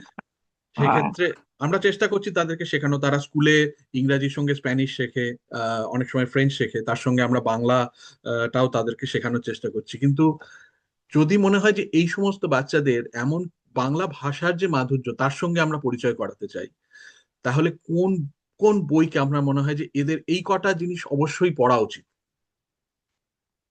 আমার মনে হয় রবীন্দ্রনাথ আদর্শ, রবীন্দ্রনাথের বই পড়ানো উচিত। যদিও রবীন্দ্রনাথের শিশু পাঠ্য বই তেমন কিছু নেই, আর ওই 2-4টে টেক্সট বইয়ের মতো আছে, কিন্তু এমনিতে শিশু পাঠ্য বই তিনি তেমন কিছু লেখেনি। রবীন্দ্রনাথের কবিতা তারা পড়তে পারে। আর আমার মনে হয় যে দক্ষিণারঞ্জন মিত্র মজুমদার বা এরকম যারা লিখেছেন আমাদের বাংলা শিশু সাহিত্য, সেগুলো তারা পড়তে পারে। আর সেগুলো সহজ বাংলায় লেখা। আহ, তারপরে সুকুমার রায়ের আবোল তাবোল, পড়লে তারা মজা পাবে। তো বা রামায়ণ মহাভারতের সহজভাবে লেখা কাহিনী, সেগুলো তারা মজা পাবে। এগুলো তারা যেটা যদি পড়ে রাজশেখর তাহলে বসু ঠিক বাবু, আছে, বাংলা ভাষাটা। হ্যাঁ, রামায়ণ মহাভারতে যেটা রাজশেখর বসু কিংবা লীলা মজুমদারের যে ভার্সন গুলো। হ্যাঁ, হ্যাঁ, হীরা মজুমদার পড়তে পারেন। এগুলো প্রেমেন্দ্র মিত্রের আছে, ঘরাদা আছে, বা আরো অন্যান্য আছে। এইসব পড়লে তারা মোটামুটি একটা বাংলা ভাষা সম্পর্কে আঁচ পাবেন। আর তাদের অন্তত বাংলা ভাষাটা জানা হবে খানিকটা, হয়তো পুরোটা তারা অতটা রপ্ত করতে পারবেন না, কিন্তু জানা হবে। আর একটা জিনিস হয়, যারা বাইরের বাচ্চারা যারা বাংলা শেখে, তাদের বাংলা ভাষাটা হয়তো নির্ভুল বলে, কিন্তু অ্যাকসেন্টটা থাকে না। বাংলা দিয়ে একটা অ্যাকসেন্ট আছে কথা বলার, সেটা হয়তো থাকে না। সেটা একটুখানি গন্ডগোল হয়ে যায়, কিন্তু তাছাড়াও ঠিক আছে, কোনো অসুবিধে নেই। এটা আপনি একদম ঠিক কথা বলেছেন। আমার মেয়েও আর যখন মা বাংলা বাবার বলে সঙ্গে তার মধ্যে। বাংলা বললেন। হ্যাঁ, বলুন বলুন। হ্যাঁ, না, আমি বলছিলাম যে না, আমার আমি মেয়েও বলছি যখন যে মা বাংলা বলে। বাবার সঙ্গে যদি বাংলা বলে। হ্যাঁ, হ্যাঁ, কে যখন বাংলা বলে? আমার মেয়ে যখন বাংলা বলে তখন মনে হয় যে মানে বাংলাটা বাংলা বটে, কিন্তু কেমন যেন একটা আহ, আহ, একটা বৈদেশিক একটা। হ্যাঁ, হ্যাঁ, আমি সেটাই বলছি। আমি হ্যাঁ, সেটাই বলছি। সেটাই বলতে চাইছি, অ্যাকসেন্টটা হয় না, কিন্তু বাংলা অ্যাকসেন্টটা হয় বলতে না। পারে হয়তো ঝাড় ঝাড় করে। হ্যাঁ, হ্যাঁ, হ্যাঁ। কিন্তু স্যার এখন তো বাংলাতেও আমরা যে ট্রেন্ডটা দেখছি যে ছাত্রছাত্রীদের প্রথম ফার্স্ট ল্যাঙ্গুয়েজ ইংরেজি, সেকেন্ড ল্যাঙ্গুয়েজ হিন্দি, বাংলা হয়তো সেখানে থার্ড ল্যাঙ্গুয়েজ কিংবা হয়তো তাদের পাঠ্যক্রমেই নেই। এবং আমি হ্যাঁ, প্রথমে ভেবেছিলাম হয়তো এটা হয়তো কলকাতা কিংবা তার আশেপাশের এলাকায়, কিন্তু আমি গিয়ে দেখলাম বোলপুর, শান্তিনিকেতন, মানে যেখানে যেখানে একদম বাংলার পীঠস্থান, মানে সেখানেও এইসব জিনিসগুলো এখন হচ্ছে, কারণ সবাই ইংলিশ মিডিয়ামে পড়তে চায়। আহ, বাংলা। একটা জিনিস আমি বুঝি না। একটা জিনিস আমি বুঝি না, আমি তো ব্রিটিশ বাংলায় জন্মগ্রহণ করেছিলাম, তখন তো ইংরেজ শাসক। আমার জন্ম 1935-এ। তো তখন তো আমি দেখেছি বাঙালি বাংলাও বলে, ইংরেজিও বলে। কারণ তখন তো ইংরেজি না জানলে বা ইংরেজি না বললে তো চাকরি করা যেত না, রাইট। তাই না? তো তখন তো বাঙালি দ্বিভাষিকই ছিল। কিন্তু এখন বাঙালি শুধু ইংরেজি শিখবে, বাংলা শিখবে না, এটা কেন হচ্ছে? এই তারা তো দ্বিভাষিক বরাবরই ছিল, এমনকি ত্রিভাষিকও ছিল, অনেকে হিন্দিও জানতেন। হিন্দি, বাংলা, ইংরেজি, এই তিনটে ভাষা মোটামুটি আমাদের একটু শিখতে হতো। তো সেটা তো এখন দেখতে পাচ্ছি যে উম, এখনকার ছেলে মেয়েরা ইংরেজিটা শিখছে, কিন্তু বাংলাও শিখছে না, বা অন্য ভাষা শিখছে না। তো এইটা একটা মুশকিল হয়ে গেছে। এটা এখন একটা চয়েসের ব্যাপার হয়ে গেছে, যে তারা বাংলা শিখবে না বা শিখতে চাইছে না। ভিতর থেকে একটা প্রতিরোধ তৈরি করা হচ্ছে, এটা আমার কাছে ভালো মনে হয় না। কারণ আমরা দেখেছি যে ছেলেবেলায় বাঙালিরা ইংরেজিও বলে, বাংলাও বলে। আমার বাবাকে দেখেছি, কিন্তু বাংলা মিডিয়ামে পড়াশুনো করার লোক, রেলে চাকরি করতে, বড় চাকরি করতেন। সাহেবদের সঙ্গে তার নিত্য কথাবার্তা বলতে হতো। তো তিনি তো সুন্দর ইংরেজিও বলতেন, সুন্দর বাংলাও বলতেন, কোনো অসুবিধা হয়নি। আর হিন্দিও বলতে পারতেন। তা আমার সব বাঙালিকেই দেখেছি ওই রকম। তা এখন এমন কি হলো, যাতে বাংলাটা বর্জন করতে হবে, সেইটাই বোঝা যাচ্ছে না। সেটাই, মাঝে মাঝে এটা শুনেও খুব একটু মানে দুঃখ লাগে যে যে মনে হয় যেন বাংলা না জানাটা একটা এখন ফ্যাশন হয়ে গেছে। আহ, কিন্তু হ্যাঁ, আমরা জানি যে লোকেদের পড়ার অভ্যেস এখনো আছে। হ্যাঁ, হ্যাঁ, নিশ্চয়ই। তো এই পড়ার ব্যাপারে আর একটা যেটা প্রশ্ন, যে অনেক লেখকের মুখেই আমরা শুনেছি যে সুলেখক হতে গেলে সুপাঠক হতে হয়। তো কোন কোন বই আপনার জীবনে সব থেকে বেশি প্রভাব ফেলেছে, সেটা একটু যদি বলেন। আমার জীবনে তো কোনো চয়েস ছিল না। কেননা প্রথম কথা, ছেলেবেলায় যখন আমার বাবার কাছে বই টই চাইতাম, তারা বই কিনে দিতেন না, পয়সা খরচা করতে হবে, আর বই পাওয়াও যেত না মফস্বল। আমরা তো বিভিন্ন রেলের শহরে থাকতাম, সেখানে বইপত্রের কোনো খোঁজই ছিল না, আর দোকানও ছিল না তেমন। আমরা বই কিনতে পারতাম না, পয়সা ছিল না। ফলে বই কিনে দিতেন না মা বাবারা। তখন আমার তো পড়ার নেশা। আমি তখন কি করতাম, ওই শনিবারের চিঠি আসতো বাড়িতে, সেইটে, আনন্দবাজার পত্রিকা, শারদীয় সংখ্যা, সেইটে, আরো যা হাতের কাছে পেতাম সমস্ত বই পড়ে ফেলতাম। আমার মা বাবা নিষেধ করতেন না, বড়দের বই পড়তে কিন্তু বারণ করতেন না। এইভাবেই আমি বড় হয়েছি। বড় হওয়ার পর আমি ছোটদের লেখা পড়েছি। আমি যখন বাচ্চা ছিলাম তখন তো ছোটদের লেখা পড়তে পারিনি, তখন বাবা কিনে দেয়নি। হয়তো একটা শিশু সাথী কিনে দিলেন, বা একটা হয়তো একটা পুজো সংখ্যা আমার দেব সাহিত্য কুটিরে, সেটা আমার বাড়িতে ছিল। আর কোনো পুজো সংখ্যা আমার হাতে আসেনি, বাচ্চাদের পুজো সংখ্যা। তো আমার বই পড়ার খুব সংকট ছিল। আমি তখন দেদার যা হাতে পেতে পারে, আনন্দবাজার পত্রিকা থেকে শুরু করে সব, যা কিছু পেতাম পড়ে ফেলতাম। মা বাবা বাধা নেই, তা আমার মানে এটা আমার জীবনে উল্টো হয়ে গেছিল। ছেলেবেলায় আমি বড়দের বই পড়েছি, আর বড় হয়ে বাচ্চাদের বই পড়েছি। আর তারপরে যা পেয়েছি আগ্রাসী, মানে আমার এই বঙ্কিম থেকে শুরু করে, বঙ্কিম আমার প্রথম গুরু, যাকে যার লেখা পড়ে আমার লিখতে ইচ্ছে হয়েছিল। তারপরে তো রবীন্দ্রনাথ আছেন, বিভূতিভূষণ আছেন, বিভিন্ন মিত্র আছেন, সতীনাথ ভাদুরী আছেন, মানিক বন্দ্যোপাধ্যায়, তারাশঙ্কর, কে না, সকলের বই পড়ে। তারপরে আগ্রাসী পাঠক হয়ে গেলাম। তখন পাওয়া যেত ওই রাশিয়ান এডিশন গুলো, সস্তায় পাওয়া যেত, পকেটে পয়সা ছিল না বলে ওই সস্তা এডিশনের বই, ডস্টয়েভস্কি, টলস্টয়, শেখব, তারপরে গোগোল, এই সমস্ত বই কিনে দেদার পড়তাম। আর এই পড়তে পড়তে নেশা হয়ে গেল। তখন তো বই পাওয়া যেত না, লাইব্রেরি টাইব্রেরিতে গিয়ে তখন ঢুকতেও ভয় হতো। তো এই কাফকা সব কিছু ওইভাবে জোগাড় করে করে করে করে পড়তে শুরু করলাম। এই পড়াটা হয়ে গেল বিশাল। তারপরে এই, আহ, আমাদের বিখ্যাত দার্শনিক, তার বই পড়তে শুরু করলাম। এইসব নানা রকম, মানে পড়ার তো কোনো মানে সিস্টেমেটিক পড়া নয়, হ্যাপহ্যাজার্ড পড়া, যা পেয়েছি তাই পড়েছি। এইভাবে পড়ে পড়ে বড় হয়েছি। এখন আমি বলি যে বাচ্চারা যা হাতের কাছে পাবে তাই যদি পড়ে ফেলে, অন্তত আমি ওই, যৌন বিষয়ক বইগুলোর কথা বলছি না, কিন্তু যা পাবে হাতের কাছে, সেই ডস্টয়েভস্কি হোক, গোগোল হোক, শেখব হোক, টলস্টয় হোক, বা কাফকা যাই হোক, বা আমাদের ডিকেন্স হোক, সব কিছু পড়ে ভালো লাগে। আমি যেরকম টি.এস. এলিয়টের ভীষণ ভক্ত, আর কবিতা পড়ে আমি উজ্জীবিত হই। তো এইরকম যা পাবে হাতের কাছে তাই যদি পড়ে ফেলে, আমার মনে হয় এটা খারাপ কিছু নয়, ভালোই। যা পাবে হাতের কাছে থেকে আমার মনে পড়লো শীর্ষেন্দু বাবু, তাহলে সেক্ষেত্রে আমি আমার বইয়ের একটি কপি আপনাকে পাঠাবো, আপনিও সেটা হাতের কাছে পেয়ে যদি তার কয়েক পাতা পড়েন, আমার মনে হয় আমার রিসার্চটা সার্থক হয়েছে। হ্যাঁ, নিশ্চয়ই নিশ্চয়ই, নিশ্চয়ই পাঠাবেন, অবশ্যই পাঠাবেন। এখান থেকে আমার আরেকটা প্রশ্ন, যেহেতু আমরা অনেকটা বিষয় নিয়ে কথা বললাম, আহ মানুষের মনে আপনি কিভাবে বেঁচে থাকতে চান? মানব জমিনের স্রষ্টা মনস্তাত্ত্বিক লেখক হিসাবে, গোয়েন্দা শবরের স্রষ্টা থ্রিলার লেখক হিসাবে, নাকি মনোজদের অদ্ভুত বাড়ির স্রষ্টা কিশোর সাহিত্যিক হিসাবে?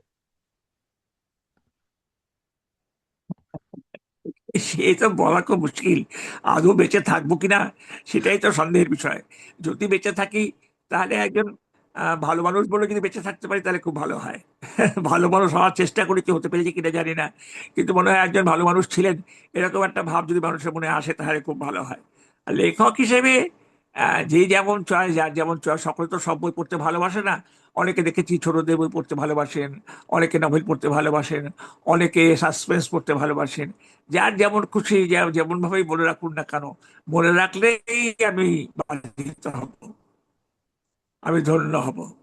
আমার তো মনে হয় আপনি বহু দিন বেঁচে থাকবেন, সশরীরে বেঁচে থাকবেন, এবং পাঠকদের মনে তো তার থেকেও অনেক দিন বেশি বেঁচে থাকবেন। তার কারণ এখনো আমরা দেখছি আমাদের এখানে বাচ্চারা মনোজদের অদ্ভুত বাড়ি মঞ্চায়ন করছে নাটকের মাধ্যমে, তার সিনেমা তৈরি হচ্ছে, এবং রেডিও মির্চিতে বাবা, আপনার অসংখ্য গল্প পঠন পঠন পাঠন হ্যাঁ হ্যাঁ পাঠ করা হচ্ছে, যেগুলো এখন এই গতিময় জীবনের হ্যাঁ লোকজন তো এখন গাড়িতে যেতে যেতে কিংবা বাসে যেতে যেতে সেগুলো শুনছে। তো আপনার গল্পের এবং আপনার উপন্যাসের হ্যাঁ। যে প্রভাবটি ছিল সেটি কিন্তু কোনো মাত্রে কম হয়েছে বলে আমার মনে হয়নি। কিন্তু একটা প্রশ্ন এখানে আমার থেকে যায়, এই যে আমরা এই অডিও স্টোরি আমরা এখন শুনি, আগে তো এরকম হতো যে পড়তে পড়তে কোনো একটা লাইনে আমরা আটকে গেলাম, তারপর লেখাটি পড়াটা বন্ধ করে যেন সেই আহ, সেই লাইনটার মধ্যে আমরা ডুবে গেলাম হ্যাঁ, কিংবা সেই জগৎটাতে ডুবে গেলাম। হ্যাঁ। কিন্তু এই অডিও স্টোরি, অডিও বুক পড়তে পড়তে কি সেই জিনিসটা হচ্ছে? আমাদের কি মনে হচ্ছে না সাহিত্যের সেই যে একটা সূক্ষ্ম রস ছিল সেটা কোথাও যেন একটু উপেক্ষিত হয়ে গেল? সে তো ঠিকই, একবার হয়তো মনে হয় একটা পৃষ্ঠা পড়ার পর আরেকবার পড়ি আমরা, যেরকম ফিরে গিয়ে অনেক সময় আরেকবার পড়িতে ওই পাতাটা, এরকম করি। সে তো অডিও স্টোরিতেও সম্ভব নয়। আর দ্বিতীয় কথা হচ্ছে, ওই আপনি যেটা বললেন, একটা জায়গায় আটকে গিয়ে একটু ভাবলাম, সেটা হবে না। অডিও স্টোরিতে সেই সুবিধাগুলো নেই। কিন্তু তবু আজকাল লোকে এত ব্যতিব্যস্ত, এত কাজকর্ম নিয়ে এত তারা সাংঘাতিক এনগেজ থাকেন, যে তারা এখন অডিও স্টোরি শোনেন। আমার তো অডিও স্টোরি শোনা যে একটা ব্যাপার হতে পারে সেটা আমার মাথাতে ছিল না, কিন্তু এখন দেখছি অডিও স্টোরি মানুষ বেশ শুনছে, এবং তারা খুব তাতে উদ্বুদ্ধও হচ্ছেন, এবং তারা খুশিও হচ্ছেন। এটা আমার কাছে খুব অবাক লাগে। যুগ পাল্টে গেছে, এখন মানুষের নানা রকম কাজে কর্মে ব্যস্ত থাকা এবং নানা রকম হয়তো অন্য মনস্ক তারা হয়তো পড়তে পারছেন না, শুনে নিচ্ছেন। তো এটা মনের ভালো, এটা ভালো, একদিক দিয়ে এক ভালো যে শুনছেন অন্তত, তা তো খানিকটা কাজ হবে। তা এটা ঠিকই বলেছেন আপনি যে অডিও স্টোরিতে সেই স্বাদটা নেই, কিন্তু ভিন্নতর স্বাদ তো পাচ্ছেন মানুষ, এটুকুই আমাদের লাভ। নিশ্চয়ই, নিশ্চয়ই। আহ, আপনি একটু আগে প্রযুক্তির কথা বলছিলেন যে আপনি নিজেকে অনেকটা অ্যাডপ্ট করেছেন এখন আপনার পকেটে মোবাইল ফোন করে, এবং আমি এটাও জানি যে আপনার কাছে একটি ট্যাবলেট ছিল যেটি অক্টোবর মাসে খোয়া যায়। আহ, আপনি কি আপনি কি এখন ট্যাবলেটে লিখতেন, এবং আমরা কি সেই ট্যাবলেটটা খোয়া যাওয়ার ট্যাবে মাধ্যমে আমি কিছু লিখছি। মূল্যবান? হ্যাঁ, ট্যাবে আমি লিখছি অনেক দিন, প্রায় 10 বছর হতে চললো। তাহলে ওইটা যে হারিয়ে গেল, তাহলে আমরা কি কিছু লেখাও হারালাম তার সঙ্গে? না না, লেখা ওই ট্যাব আমার আরো আমার আরো দুটো আছে। আর আচ্ছা। ট্যাবটা ফেরতও দিয়ে গেছে চোর, সে ওহ, গোপনে এসে ট্যাবটা ফেরতও দিয়ে গেছে। বাহ, খুব ভালো। এটা শুনে খুব ভালো লাগলো, কারণ আমার মনে মোর দ্যান দ্য ট্যাব, যে ট্যাবের প্রাইসটা তার থেকেও বেশি মনে হলো যে আমরা কি কিছু মূল্যবান গল্প এবং উপন্যাস যেটা আপনি কাজ করছিলেন সেটা হারালাম কিনা। না না, সেটা হারায়নি। সেই ট্যাবটা এমনিতে আমি কাজ করছিলাম না, একটু অন্য ট্যাবে কাজ করছিলাম। তো আচ্ছা, সেই ট্যাবটা হারিয়ে গিয়েও বা ফিরে এসছে, এইটুকুই যে আমার সান্ত্বনা। আচ্ছা। আচ্ছা, এটা দিয়ে আমি শুরু করবো ভেবেছিলাম, কিন্তু নানা কথার মধ্যে আমি মিস করে গেছি। নভেম্বর মাসে আপনার জন্মদিন ছিল, আমাদের পুরো পরিবারের তরফ থেকে একটু দেরি হয়ে গেল, আমরা জানুয়ারিতে মিট করছি, কিন্তু তাও আপনার এই 90তম জন্মদিনে আমাদের অনেক অনেক শুভেচ্ছা এবং অভিনন্দন রইল আপনার জন্য। আমারও নমস্কার এবং কৃতজ্ঞতা জানবেন। ভালো হ্যাঁ, থাকবেন সবাই। আমার আর একটু আছে, আমাদের যে ছোট ছোট বাচ্চারা ছিল, আপনার কাছে কি আরো একটু সময় হবে? আর ধরুন দশ হ্যাঁ কি হ্যাঁ, 15? নিশ্চয়ই হবে হবে, আচ্ছা, কোনো তাহলে অসুবিধা আমি নেই। আমাদের যে অডিয়েন্স আছে যারা এতক্ষণ শুনছিলেন তাদের মধ্যে আমরা শুরু করব তাদের কয়েকটা প্রশ্ন নিয়ে। হ্যাঁ আমি হ্যাঁ। সবার প্রথমে আমাদের এই কোরক কালচারাল অ্যাসোসিয়েশনের যিনি ট্রেজারার সৌম্য, সৌম্যকে প্রথম ডেকে নেবো। সৌম্য, তুমি তোমার প্রশ্নটি যদি করতে চাও। থ্যাংক ইউ নিমেশদা। নমস্কার শেষেন্দু বাবু, আমার নাম সৌম্য, হ্যাঁ সৌম্য ঘোষ। আর আমি সেই দুঃসাহস করেছি যে আপনার সৃষ্টি মনোজদের অদ্ভুত বাড়িকে আমাদের স্টেজে, আমাদের বাচ্চাদের নিয়ে বড়দের নিয়ে সেটা উপস্থাপনা করার। হ্যাঁ। অনেক কিছু শিখেছি ওই প্রজেক্টটা করতে করতে, আপনার সম্বন্ধে, আপনার ক্যারেক্টার গুলো নিয়ে। তো আমার কয়েকটা প্রশ্ন আছে, যদি অনিমেষদা একটু টাইম থাকে, একটার বেশি আছে আমার অ্যাকচুয়ালি। হ্যাঁ তো হ্যাঁ, বলো বলো। প্রথম কথা হচ্ছে আপনার এতগুলো গল্প নিয়ে সিনেমা হয়েছে বা টেলিভিশন সিরিজ টাইপের হয়েছে। তো গয়নার বাক্স, মনোজদের অদ্ভুত বাড়ি, সাবর যে সিরিজটা হয়েছে, তো আপনি হুম। যে এসেন্স নিয়ে আপনি যখন গল্পগুলো লিখেছেন, আর যখন একজন ডিরেক্টর সেটাকে মঞ্চায়ন করে বা সিনেমার পর্দায় তুলে ধরে, আপনার কি মনে হয় সে যে এসেন্সটা আপনার সৃষ্টির মধ্যে ছিল যখন আপনি লিখেছেন, সেইটা সেইভাবে প্রজেক্টেড হয়েছে সিনেমার পর্দায়? নাকি আপনার মনে হয় যে দুটো ঠিক আপনি যেরকম ভাবে লিখেছিলেন সেরকম ভাবে হয়তো ওটা হলো না, এটা একটা অন্যরকম ক্রিয়েশন হলো? এটা কি কখনো মনে হয়েছে আপনার কোনো একটা পার্টিকুলার গল্প বা সিনেমা থেকে? হ্যাঁ, এটা হয়েছে, তার একটা কারণ হচ্ছে এই দেখো, লেখাটা হচ্ছে সাবজেক্টিভ ব্যাপার। আমরা এমন অনেক কিছুই লিখি যে অবজেক্টিভলি দেখা যেন যায় না। যেরকম মানুষের চিন্তা ভাবনা, কল্পনা, এগুলো তো সিনেমায় দেখানো সম্ভব নয়, অনেক টেকনোলজিক্যাল তোমার ইয়ে আছে, মানে অসুবিধে আছে। তো একটা কথা হচ্ছে, আমি যখন সিনেমাতে গল্প বিক্রি করে দিই, তখন আমি ধরেই নিই যে আমার গল্পটাকে তারা হুবহু ওই গল্পটা সিনেমায় আনতে পারবে না। যেমন সত্যজিৎ রায় পথের পাঁচালীর সামান্য একটা অংশ নিয়ে পথের পাঁচালীর ছবিটি করেছিলেন, তাকে অনেকটাই বর্জন করতে হয়েছিল, পথের পাঁচালীর পুরোটা তো তিনি করতে পারেননি সিনেমায়। তো সেই রকমই আমি ধরে নিই যে এরকম হবে, তাই আমি সিনেমা করতে দিই, কিন্তু আমি সিনেমা দেখতে বিশেষ যাই না। কোনো কোনো জায়গায় হয়তো প্রডিউসার ধরে নিয়ে গিয়ে আমাকে সিনেমাটা দেখান, তখন দেখতে হয়। কিন্তু বেশিরভাগ সময় আমি যাই না দেখতে, আমি দেখিও না। কারণ আমি ধরেই নিই যে আমার গল্পটা সিনেমায় ঠিক ঠিক মতো রক্ষিত হয়নি। তবে যেন মেসেজটা ঠিক থাকে এটা বলে দিই লোককে, আর বলে দিই যে হ্যাঁ আচ্ছা। তোমরা পরিবর্তন করতে পারো। সেরকম পরিবর্তন তো করতেই হয়, না যে গল্পটা দাঁড়াবে কি করে।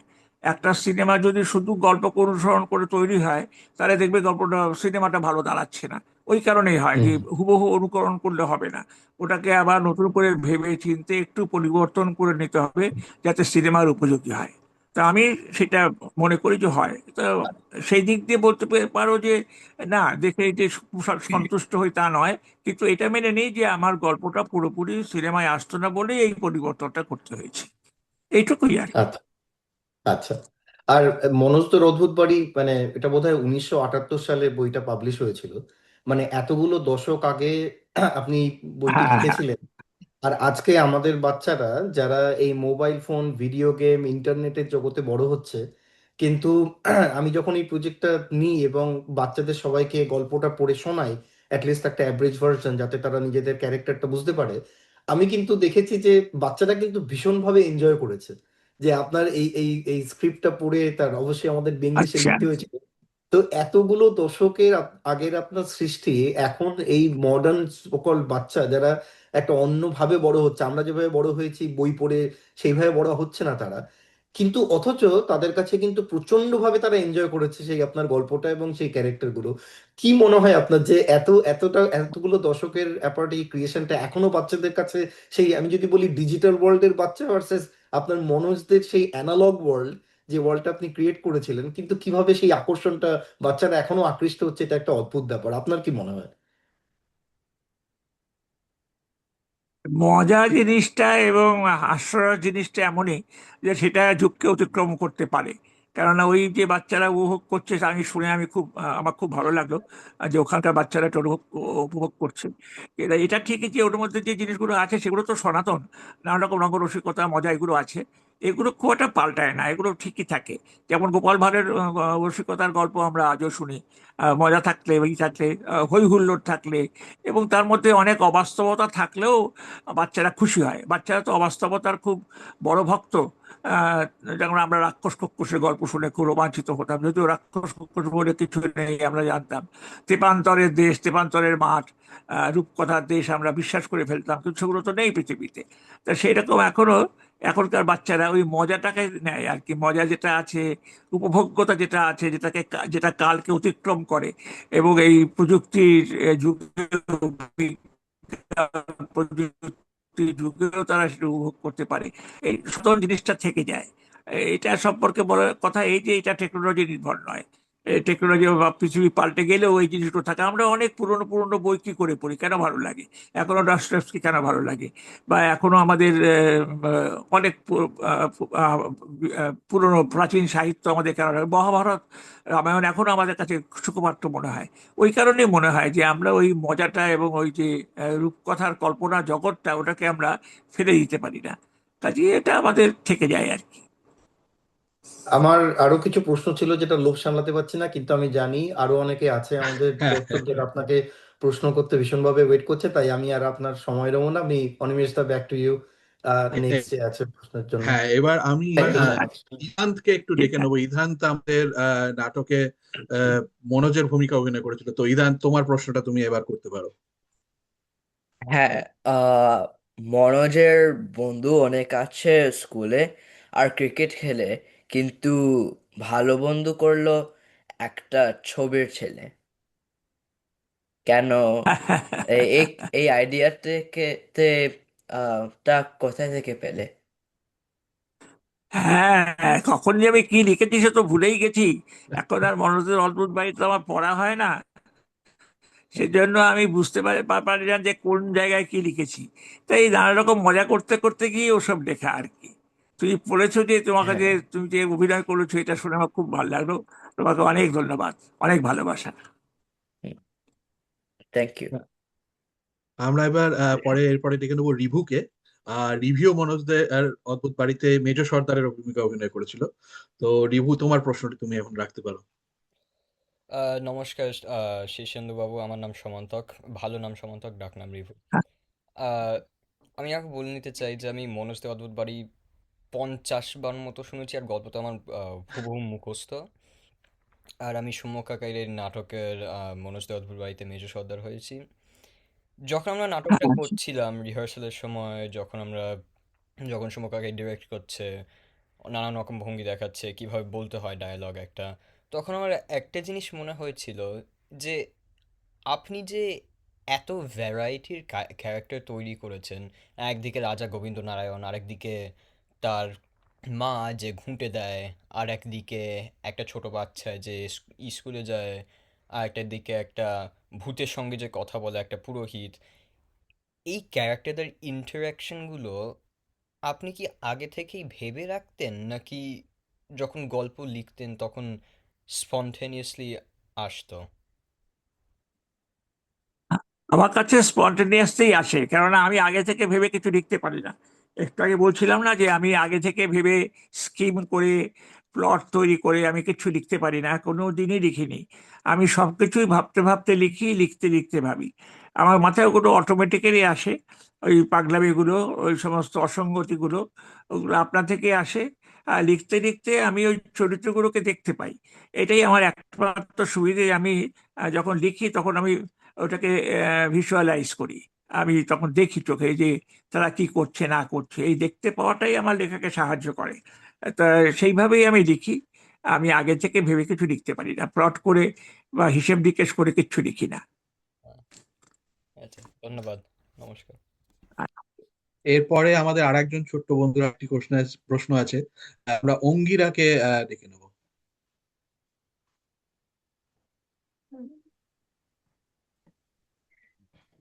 আপনাকে ভূতের গল্প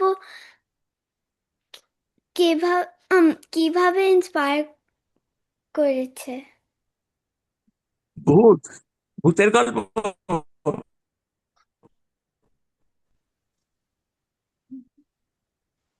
গল্পের কথা বলছো? তো ভূতের গল্পের কথা বলছো? হ্যাঁ। ভূতের গল্প, হ্যাঁ, আমার মনে হয় ওর প্রশ্নটা ছিল যে ভূতের গল্প, এই যে আপনার ভূতের গল্পগুলো, সেগুলো what inspired you to write the ghost stories, ও মানে ভূতের আচ্ছা গল্প আপনি আচ্ছা কিভাবে আচ্ছা লেখেন। Angira, am I right? আচ্ছা আচ্ছা Is that your question? হ্যাঁ। আচ্ছা, ব্যাপারটা হচ্ছে আমি ভিতরে নিজে খুব ভূতের ভয় পাই। আমি খুব ভীতু, ভূতের ভয় আমার আছে। আর আমি যখন ভূতের গল্প লিখতে শুরু করলাম, তখন আমার মনে হলো যে আমি যখন ভয় পাই, তখন আমি ভয় পাওয়া ভূতের গল্প লিখবো না। এইটা মনে করে আমি মজার ভূত আমদানি করতে থাকি এবং তাদের দিয়ে নানা রকম কাজকর্ম করিয়ে নিই। যেরকম স্পাইডারম্যান, তারপরে আরো যে আছে তোমার ব্যাটম্যান, তারপরে সুপারম্যান, এইসবের আদলে যেন ভূত এলো। সে কিন্তু আহ, মানুষ যা করতে পারে না, সে তাও করে দেয়। অনেক রকম অদ্ভুত অদ্ভুত কাণ্ড করে, অনেক অসম্ভবকে সম্ভব করে তোলে। তো এইটা আমার এই সুপারম্যান, স্পাইডারম্যানদের মতোই একটা চরিত্র। এবং সে নানা রকম চরিত্র, নানা রকম। আমার ভূত অবশ্য একরকম দুরকম নয়, নানা রকম ভূত আছে। কোনো ভূত খুব বন্ধু, কোনো ভূত রাগী, কোনো ভূত হয়তো লোভী, এরকম নানা রকম ভূত আছে। কেউ একটু চ্যাপ্টা শরীরের, এরকম ভূত আমি তৈরি করি মজা করার জন্য, আর কোনো কারণ নেই। অনেক অনেক ধন্যবাদ আপনাকে শীর্ষেন্দু বাবু। আমায় এরপরে এই আমাদের সায়ন্তনের কিছু নিজের প্রশ্ন আছে, এবং সৌম্যরও একটা প্রশ্ন ছিল। তা আমি এই প্রোগ্রামের ব্যাটনটা আবার সায়ন্তনের হাতে তুলে দিই। সায়ন্তন, তুমি তোমার প্রশ্ন এবং তারপরে এগিয়ে নিয়ে চলো। ঠিক আছে। শীর্ষেন্দুবাবু, অসম্ভব মনোজ্ঞ একটা আলোচনা শুনলাম। অনিমেষ, অশেষ ধন্যবাদ। তা আমার আপনার সঙ্গে যখন কথা হচ্ছিল এর আগে বেশ কয়েকবার ফোনে কথা হয়েছে। আমার প্রথম কথা হয়েছিল মনে আছে এখনো, 2025 সালের জানুয়ারি মাসে প্রথম যখন আপনার কাছে আমরা এই আবেদন নিয়ে গেছিলাম এবং আপনি রাজি হয়েছিলেন, প্রায় 1 বছর আগে। এবং তারপরে বিভিন্ন সময় আপনার সঙ্গে ফোনে কথা হয়েছে। আপনি যে আমাদের এত সময় দিয়েছেন এবং আজকে যে এতটা সময় কাটালেন, যেরকম আগে বলেছি যে কি বলে ধন্যবাদ এবং কৃতজ্ঞতা জানাবো আমি জানি না। আমার কিছু প্রশ্ন আছে। আপনি হ্যাঁ ঘুন হ্যাঁ, বল। পোকা ঘুন পোকা লিখেছিলেন এবং পাবলিশ করেছিলেন 1959 সালে। মানব জমিন বেরোয় 1965 সালে। আপনি এর আগে অনিমেষের প্রশ্নের উত্তরে আপনার সমকালীন যারা সাহিত্যিক তাদের কথা বললেন, সুনীল, দিব্যেন্দু পালিত, এরকম অনেকের কথা বললেন। কিন্তু আপনি যখন এই বইগুলো লিখছেন তখন আপনাদের আগের জেনারেশনের, আমি অন্তত দুজন সাহিত্যিকের কথা ভাবতে পারি যারা তখনও আছেন, শরদিন্দু এবং তারাশঙ্কর। তা আপনার এই আগের জেনারেশনের লেখকদের থেকে যখন আপনি লিখলেন, আহ, তাদের প্রতিক্রিয়া আপনার লেখার প্রতি ঠিক কিরকম ছিল? এটা বলা খুব মুশকিল, কেননা একমাত্র বিমল কর ছাড়া জানতাম বিমল কর আমাদের লেখা নির্বাচন করেন এবং পড়েন। কিন্তু তার আগের লেখকদের মধ্যে রমাপদ চৌধুরী পরে পড়তেন, সন্তোষ কুমার ঘোষ পড়তেন, আর আহ, হয়তো এক আধজন পড়তেন, কিন্তু তারাশঙ্কর তো আমাদের কাছে তখন ঈশ্বরের মতো মানুষ, অনেক দূরের মানুষ। তারা পড়তেন কিনা জানি না। তবে আমার একটা ঘটনা মনে আছে যে বনফুল একবার আমাকে বলেছিলেন যে তুমি কি লেখো। আমি বললাম যে আমি এই গল্প টল্প উপন্যাস উপন্যাস লিখি। বলে তোমার উপন্যাস একটা দিও তো আমাকে, আমি পড়ে দেখবো কিরকম লেখো। তো তাকে আমি বোধহয় পারাপার উপন্যাসটা দিয়েছিলাম। তিনি পড়ে একটা চিঠি লিখেছিলেন। তাতে বলেছিলেন যে উপন্যাসটা ভালোই হয়েছে, কিন্তু তোমার উপন্যাসে কোনো বেদাগ চরিত্র পেলাম না, বেদাগ মানে দাগহীন, উইদাউট এনি স্পট, এরকম কোনো মানুষ পেলাম না। তা আমি তার উত্তরে আর কি লিখবো? আমার তো আমি যা লিখে ফেলেছি তা লিখে ফেলেছি, ওর হয়তো পছন্দ হয়নি। তো এইরকমটুকু আমি জানি। আর কেউ আমার লেখা পড়তেন বলে আমার খুব একটা মনে হয় না। তাই তো সময় কম, কি করে আর তরুণদের উপন্যাস পড়বেন, লেখা পড়বেন। আচ্ছা, এবার আমি অন্য প্রসঙ্গে আসি। খানিকটা আহ, একই সম্পর্কিত লেখার সম্পর্কে। আপনার পেশাগত জীবন শুরু হয়েছিল, আপনি শিক্ষকতা করতেন। তা সেখান থেকে হ্যাঁ, আপনি প্রথম ঘুন পোকা লেখেন। তা আমার অনেকদিন আগে একটা সম্পাদিত বই পড়েছিলাম, খুব সম্ভবত সুভাষ মুখোপাধ্যায়ের, মনে নেই। বইটার শিরোনাম ছিল কেন লিখি। তা সেখানে বিভিন্ন লেখকের লেখার যে কারণ, যা তারা কোন তাড়না থেকে লেখেন সেটা লিখেছিলেন। আপনাকে যদি কেউ সেরকম প্রশ্ন করে যে শিক্ষকতার জীবন থেকে আপনি হঠাৎ মনে করলেন যে লিখবেন, সেই কেন লিখলেন তখন, এবং এখনো বা কেন লেখেন? না, লেখাটা আমার শুরু হয়েছিল শিক্ষকতা জীবন শুরু করার আগেই। আমি যখন এমএ পড়ি, সেই সময় আমি যখন সিক্সথ ইয়ারে, তখন আমি লেখা শুরু করি। এবং সেই লেখা, প্রথম গল্প আমার দেশ পত্রিকায় বেরোয়। তারও প্রায় বছর পাঁচেক পরে আমি শিক্ষকতাতে জয়েন করি। সেটা একটা খুব দরিদ্র স্কুল ছিল, একেবারে মাইনে দিতে পারতো না। এবং সেই স্কুলে আমি যে কত বছর ছিলাম, আমি সেই চাকরিটাকে একেবারে উপভোগ করিনি। ছাত্রদের সঙ্গে একটা সখ্য ছিল, কিন্তু চাকরিটা আমার একেবারেই ভালো লাগতো না, খুব বিমর্ষ লাগতো। তারপরে আমি ছেড়ে আমি আমার যখন লেখা টেখার একটু রোজগার বাড়লো, তখন আমার মনে হলো যে এবার চাকরিটা ছেড়ে দিই, লেখাটেখি করে যা আসে তাই দিয়ে সংসার চলবে। তখনই 1976 সালে আনন্দবাজার পত্রিকা থেকে ডাক এলো যে তোমাকে আমাদের পত্রিকায় জয়েন করতে হবে অ্যাজ এ ফিচার রাইটার। তখন আমি প্রথমে আর রাজি হইনি, তারপরে রাজি হয়ে গেলাম। স্ত্রীর তাগিদে বললো না না তুমি জয়েন করো। তো জয়েন করলাম। তারপর থেকে তো এই শিক্ষকতা, আমার এই জার্নালিজমের চাকরি চলছে, সেটা আমার জীবনে অনেক কিছু দিয়েছে। জার্নালিস্ট হওয়ার পর আমি সোজা কথা বিশ্বটাকে অনেক চিনলাম, অনেক ভাবলাম, এবং আমার জীবনের অনেক রং পাল্টে গেল। জার্নালিজম করে আমি খুব আনন্দও পেয়েছি। তো যাই হোক, দীর্ঘকালের এই ব্যাপার। আর তার সঙ্গে পাশাপাশি লেখা, আমাকে সব কাজে করতে হতো। সকালে বাজার হাট থেকে শুরু করে সব রকম, এবং রাত্রিবেলা গভীর রাত্রে আমি লিখতে বসতাম। তো আমার লেখক জীবনটা এরকমই। আহ, খুব উপভোগ্য বলবো না, আবার খারাপও নয়। আপনার কাছে কতটা উপভোগ্য আমি জানি না, কিন্তু আমাদের সবার কাছে, আপনার গুণমুগ্ধ পাঠকদের কাছে যে কতখানি উপভোগ্য সেটা আমি জানি যে আপনি এটা এর মধ্যেই নিশ্চয়ই অন্যান্য পাঠক পাঠিকাদের কাছ থেকেও একই প্রতিক্রিয়া পেয়েছেন।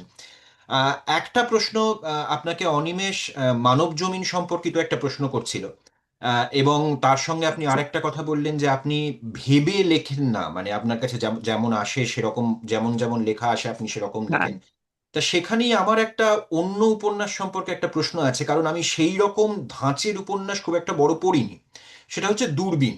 এবং প্রশ্নটা হচ্ছে, দূরবীন এমনই একটা বই, দুটো প্রজন্ম, আলাদা আলাদা প্রজন্ম, একদিকে হেমচন্দ্র রঙ্গময়ী, অন্যদিকে ধ্রুব রেমি, মাঝখানে একটা প্রজন্মের গ্যাপ।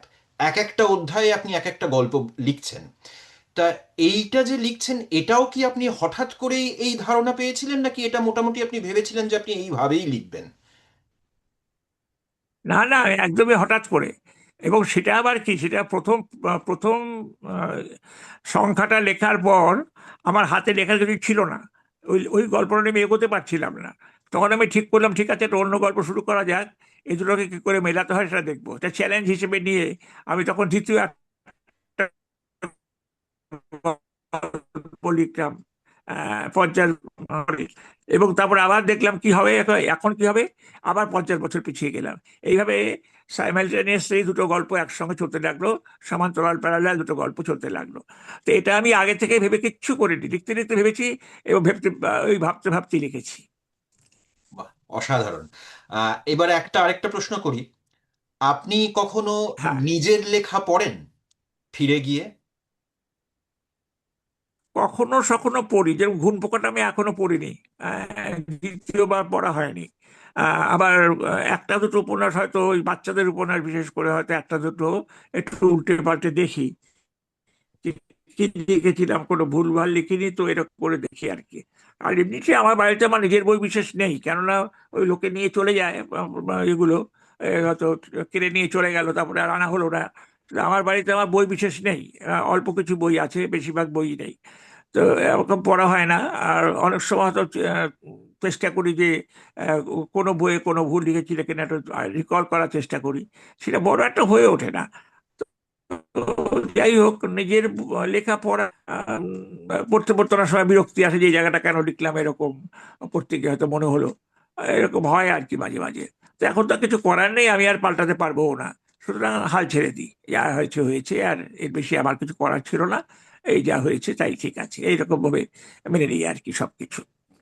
আচ্ছা, আমাদের আর দুটো প্রশ্ন সৌম্যর ছিল, তখন সময় অভাবে করতে পারিনি। সৌম্য, তুই যদি নিজেকে একটু ভিডিওটা অন করে করিস, তাহলে তারপরে আর আমার একটা প্রশ্ন আছে, তারপরে আর শীর্ষেন্দুবাবুকে আমি ধরে রাখবো না, ছেড়ে দেবো।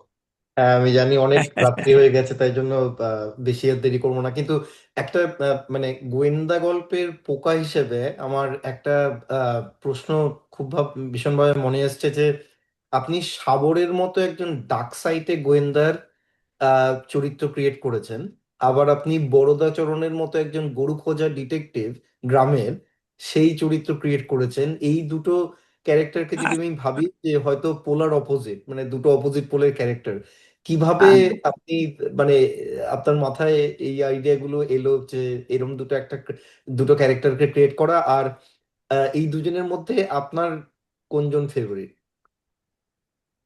আসলে বড়দাচরণটাই প্রথম মনোজদের অদ্ভুত বাড়ির মধ্যে আনি, তারপরে মনে হলো এই চরিত্রটা রিপিট করা যায়, সেজন্য ওকে নিয়ে আমি আরো কিছু উপন্যাসে ওকে এনেছি, এবং আরো কয়েকটি গল্প লিখেছি বরদাচরণকে নিয়ে, তার একটা সংকলনও আছে, গল্প, ছোট গল্প। তো বরদাচরণকে অনেকেই খুব ভালোবাসে এবং বলে যে বরদাচরণকে নিয়ে আপনি আরো লিখছেন না কেন। হুম। আসলে বরদাচরণ যখন প্রাসঙ্গিক হবে তখনই লেখা যাবে তাকে নিয়ে, যে কোনো জায়গায় তাকে আনতে পারি না, সেই জন্য আমি অপেক্ষা করছি, যদি কখনো আবার কোনো জায়গায় সুযোগ পাই ওরকম চরিত্রে, তাহলে তাকে সেখানে আনবো। আর দ্বিতীয় গল্প কথা হচ্ছে যে সবর। সবর আমাকে যখন লিখতে বলা হয় তখন সিরিয়াস উপন্যাসই লিখতে হবে, গোয়েন্দা কাহিনী, তখন আমি লিখতে শুরু করি। এবং আমার মনে হয়েছিল যে প্রাইভেট গোয়েন্দারা তো কোনো ক্রিমিনাল কেস তারা তদন্ত করতে পারে না, তাদের অধিকার নেই, সুতরাং আমি এই অডিক জিনিসটাকে কেন মান্যতা দেব। সুতরাং আমি প্রাইভেট ডিটেকটিভ বর্জন করে সবরকে পুলিশ অফিসারই করে দিলাম। তার ফলে একটা সুবিধা হলো যে আহ, তার লেজিটিমেট অধিকার নিয়ে সে তদন্তটা করছে। আর অন্যান্য প্রাইভেট গোয়েন্দা যেরকম পুলিশের সাহায্য নিতে হয়, সেরকম আমার গোয়েন্দার সেরকম ব্যাপারটা নয়। তো এইভাবেই লেখা হলো। আর সে খুব স্মার্ট গোয়েন্দা, বাকপটু এবং খুব চরিত্রবান, তার চরিত্রে কোনো খুঁত নেই। এইভাবে আনলাম দুটো, সত্যি ঠিক বলেছেন যে ক্লাস অ্যাপার্ট। বরদাচরণের সঙ্গে সবরের বিন্দু মাত্র মিল নেই, দুটো সম্পূর্ণ আলাদা। আর এরকম আলাদা লিখতেই ভালোবাসি, এক জিনিসকে রিপিট করতে আমার খুব একটা ভালো লাগে না। তো তবু সবরকে নিয়ে আমাকে বেশ কয়েকটা উপন্যাস লিখতে হয়েছে। হয়তো আমার সাধ্য থাকলে আরো লিখতাম, কিন্তু এখন মোটামুটি বড় লেখা লিখতে পারছি না, শরীর একটু নড়বড়ে হয়েছে, এত বয়স হলো, সুতরাং এখন আর সবরকে নিয়ে লেখা যাচ্ছে না। অনেকে বড়দাচরণেরও আবদার করেন, কিন্তু সেটাও এখন আর লিখছি না, যদি মাথায় আসে তাহলে লিখবো, এই আর কি। নিশ্চয়ই আমরা আমরা পাঠক হিসেবে অপেক্ষা করব যে আবার কবে একটা সবর বা বরদাচরণের লেখা আপনার কলম থেকে আসবে।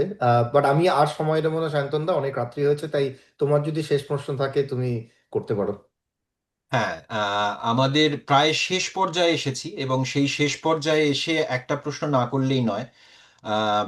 সেটা হচ্ছে আমাদের এখানেও যারা আছে, যারা আমাদের ছাত্রছাত্রী আছে, হয়তো আজকের সেশনেও যোগ দিয়েছে, তাদের মধ্যে অনেকে ভালো লেখে, হয়তো তারা ইংরাজি ভাষায় হয়তো ভালো লেখে, কিন্তু লেখকরা তো সব জায়গাতেই প্রায় আমার ধারণা কিছু বিশ্বজনীন রীতি থাকে এবং তাদের কিছু নিয়ম থাকে। তা একজন লেখক হিসেবে আপনাকে যদি জিজ্ঞেস করি, আমাদের এই সমস্ত ভবিষ্যৎ প্রজন্ম যারা লিখতে চায়, একজন ভালো লেখক হতে গেলে বা একজন ভালো লেখিকা হতে গেলে তাদের মোটামুটি কি কি গুণ থাকা দরকার এবং তাদের কোন দিকে মনোযোগ দিতে হবে যাতে তারা নিজেদের রাস্তা থেকে সরে না যায়? প্রথম হলো অবজারভেশন। অবজারভেশনটা ভীষণ জরুরি। সে যদি আহ, সারাক্ষণ তার চারদিকটাকে, শুধু মানুষ নয়, পিঁপড়ে পাখি থেকে শুরু করে সব কিছুকে অবজার্ভ করতে থাকে, অবজারভেশনটা তাকে অনেকটাই সম্পদ দেবে, তার ভেতরে অনেক মালমশলা দিয়ে দেবে। অবজারভেশনটা হচ্ছে আমাদের সঞ্চয়, আমাদের ভাড়ার ঘর। তারপরে যেটা হচ্ছে সেটা ভাষা। ভাষা নিয়ে কিন্তু ওলটপালট করতে হবে। ইংরেজি ভাষায় লিখলেও দেখতে হবে যে না, আমি অন্যের মতো লিখবো না, আমার নিজস্ব স্টাইল বা শৈলী তৈরি করতে হবে। তবে সেইভাবে তাকে ভাষাকে উল্টে পাল্টে দিতে হবে, দেখতে হবে কোন ভাষা কতখানি অভিঘাত সৃষ্টি করতে পারে, কোন জিনিসটা পাঞ্জেন, কোন জিনিসটা ভোতা, এগুলো তাকে শিখতে হবে, জানতে হবে। তো এইগুলো তাকে চর্চা করতে হবে, এবং এটাকে মানে গুরুতর চর্চা, ভাষা এবং অবজারভেশন, এই দুটো। এবং সমাজ, সমাজ সম্পর্কে, বৃহত্তর সমাজ সম্পর্কে সেখানে যে ক্লাসিফিকেশন গুলো আছে, নানান রকম ক্লাসিফিকেশন তো আছে। জাতের ক্লাসিফিকেশন আছে, অর্থনৈতিক ক্লাসিফিকেশন আছে, স্বভাবগত ক্লাসিফিকেশন, নানা রকম ক্লাসিফিকেশন আছে। সেগুলো ভালো করে লক্ষ্য করা বা জানা, এটা খুব দরকার। একটু হিস্ট্রি জানা দরকার। এগুলো জেনে ফেলে লিখতে শুরু করলে এবং প্র্যাকটিস করতে থাকলে আস্তে আস্তে ছোট ছোট লেখা তৈরি করে, এবং তারপরে আস্তে আস্তে সেটাকে বড় লেখায় পরিণত করা, লোককে পড়ানো, বন্ধু বান্ধবদের পড়ানো, পড়িয়ে তাদের মতামত নেওয়া। এইভাবে আস্তে আস্তে যদি তৈরি হয় তাহলে হবে। যার ভেতরে লেখকের মাল মশলা থেকে থাকে, তবে তার সাকসেস অনিবার্য। অসাধারণ। আমরা আমাদের অনুষ্ঠানের প্রায় শেষে চলে এসেছি, খালি একটা মজার কথা বলি। সৌম্য অনেক রাতের কথা বলছিল। আমরা সাধারণত আমাদের যারা অতিথি থাকেন তাদের আমাদের রাত দেশে মোটামুটি 10:30টার মধ্যে ছেড়ে দেওয়ার চেষ্টা করি। তা আমি শীর্ষেন্দুবাবুকে যখন ফোন করে জিজ্ঞেস করেছিলাম যে আমাদের একটু রাত হতে পারে, তা আপনার হলে অসুবিধা আছে? তা শীর্ষেন্দুবাবু তখন আমাকে বলেছিলেন, হ্যাঁ আমি 12টা 12:30 অবধি জেগে আছি, তার আগেই হবে তো? তখন আমি বলেছিলাম যে হ্যাঁ হ্যাঁ অবশ্যই তার আগে হবে, কাজেই কোনো কাজেই আপনি যে এতখানি সময় দিয়েছেন তার জন্য অশেষ ধন্যবাদ শীর্ষেন্দু বাবু। একটা কথা হচ্ছে যে আমরা সাধারণত একটা রীতি আছে, যারা আমাদের অতিথি আসেন তাদের আমরা সামান্য কিছু উপহার, আমাদের কোরকের একটা উত্তরীয় আছে, সেই উত্তরীয় আর সামান্য কিছু উপহার পাঠানোর ব্যবস্থা করি। তা অনিমেষ একটা ভালো প্রস্তাব দিয়েছে, ও যদি ওর বইটা আপনাকে পাঠাতে চায়, তখন আমরা যিনি পত্রবাহক হবেন অর্থাৎ যিনি বইটা নিয়ে আপনার বাড়ি যাবেন তার হাত দিয়ে হয়তো আমরা আমাদের সামান্য কিছু উপহার আপনাকে পাঠাবো। আশা করি গ্রহণ করে আপনি আমাদের ধন্য করবেন। অনেক ভালো থাকবেন আমাদের সঙ্গে এতখানি সময় কাটানোর জন্য। আজকে যেটা বলছিলাম, আমাদের নক্ষত্র খচিত কে টক্স, বাংলা সাহিত্যের নক্ষত্রদের মধ্যে আপনি একজন, আপনার আলোয় বিচ্ছুরিত হয়েছে আজকে কোরকের কে টক্স। অশেষ ধন্যবাদ। আহ, দীর্ঘায়ু হন, ভালো থাকুন, আশীর্বাদ করবেন আমাদের সকলকে। সকলে ভালো থাকুন, সকলে খুব সুস্থ ও সুন্দর থাকুন, এই প্রার্থনা করি। সকলের মঙ্গল হোক। হুম, খুব ভালো থাকবেন, খুব নমস্কার। ভালো থাকবেন। নমস্কার। Thank you.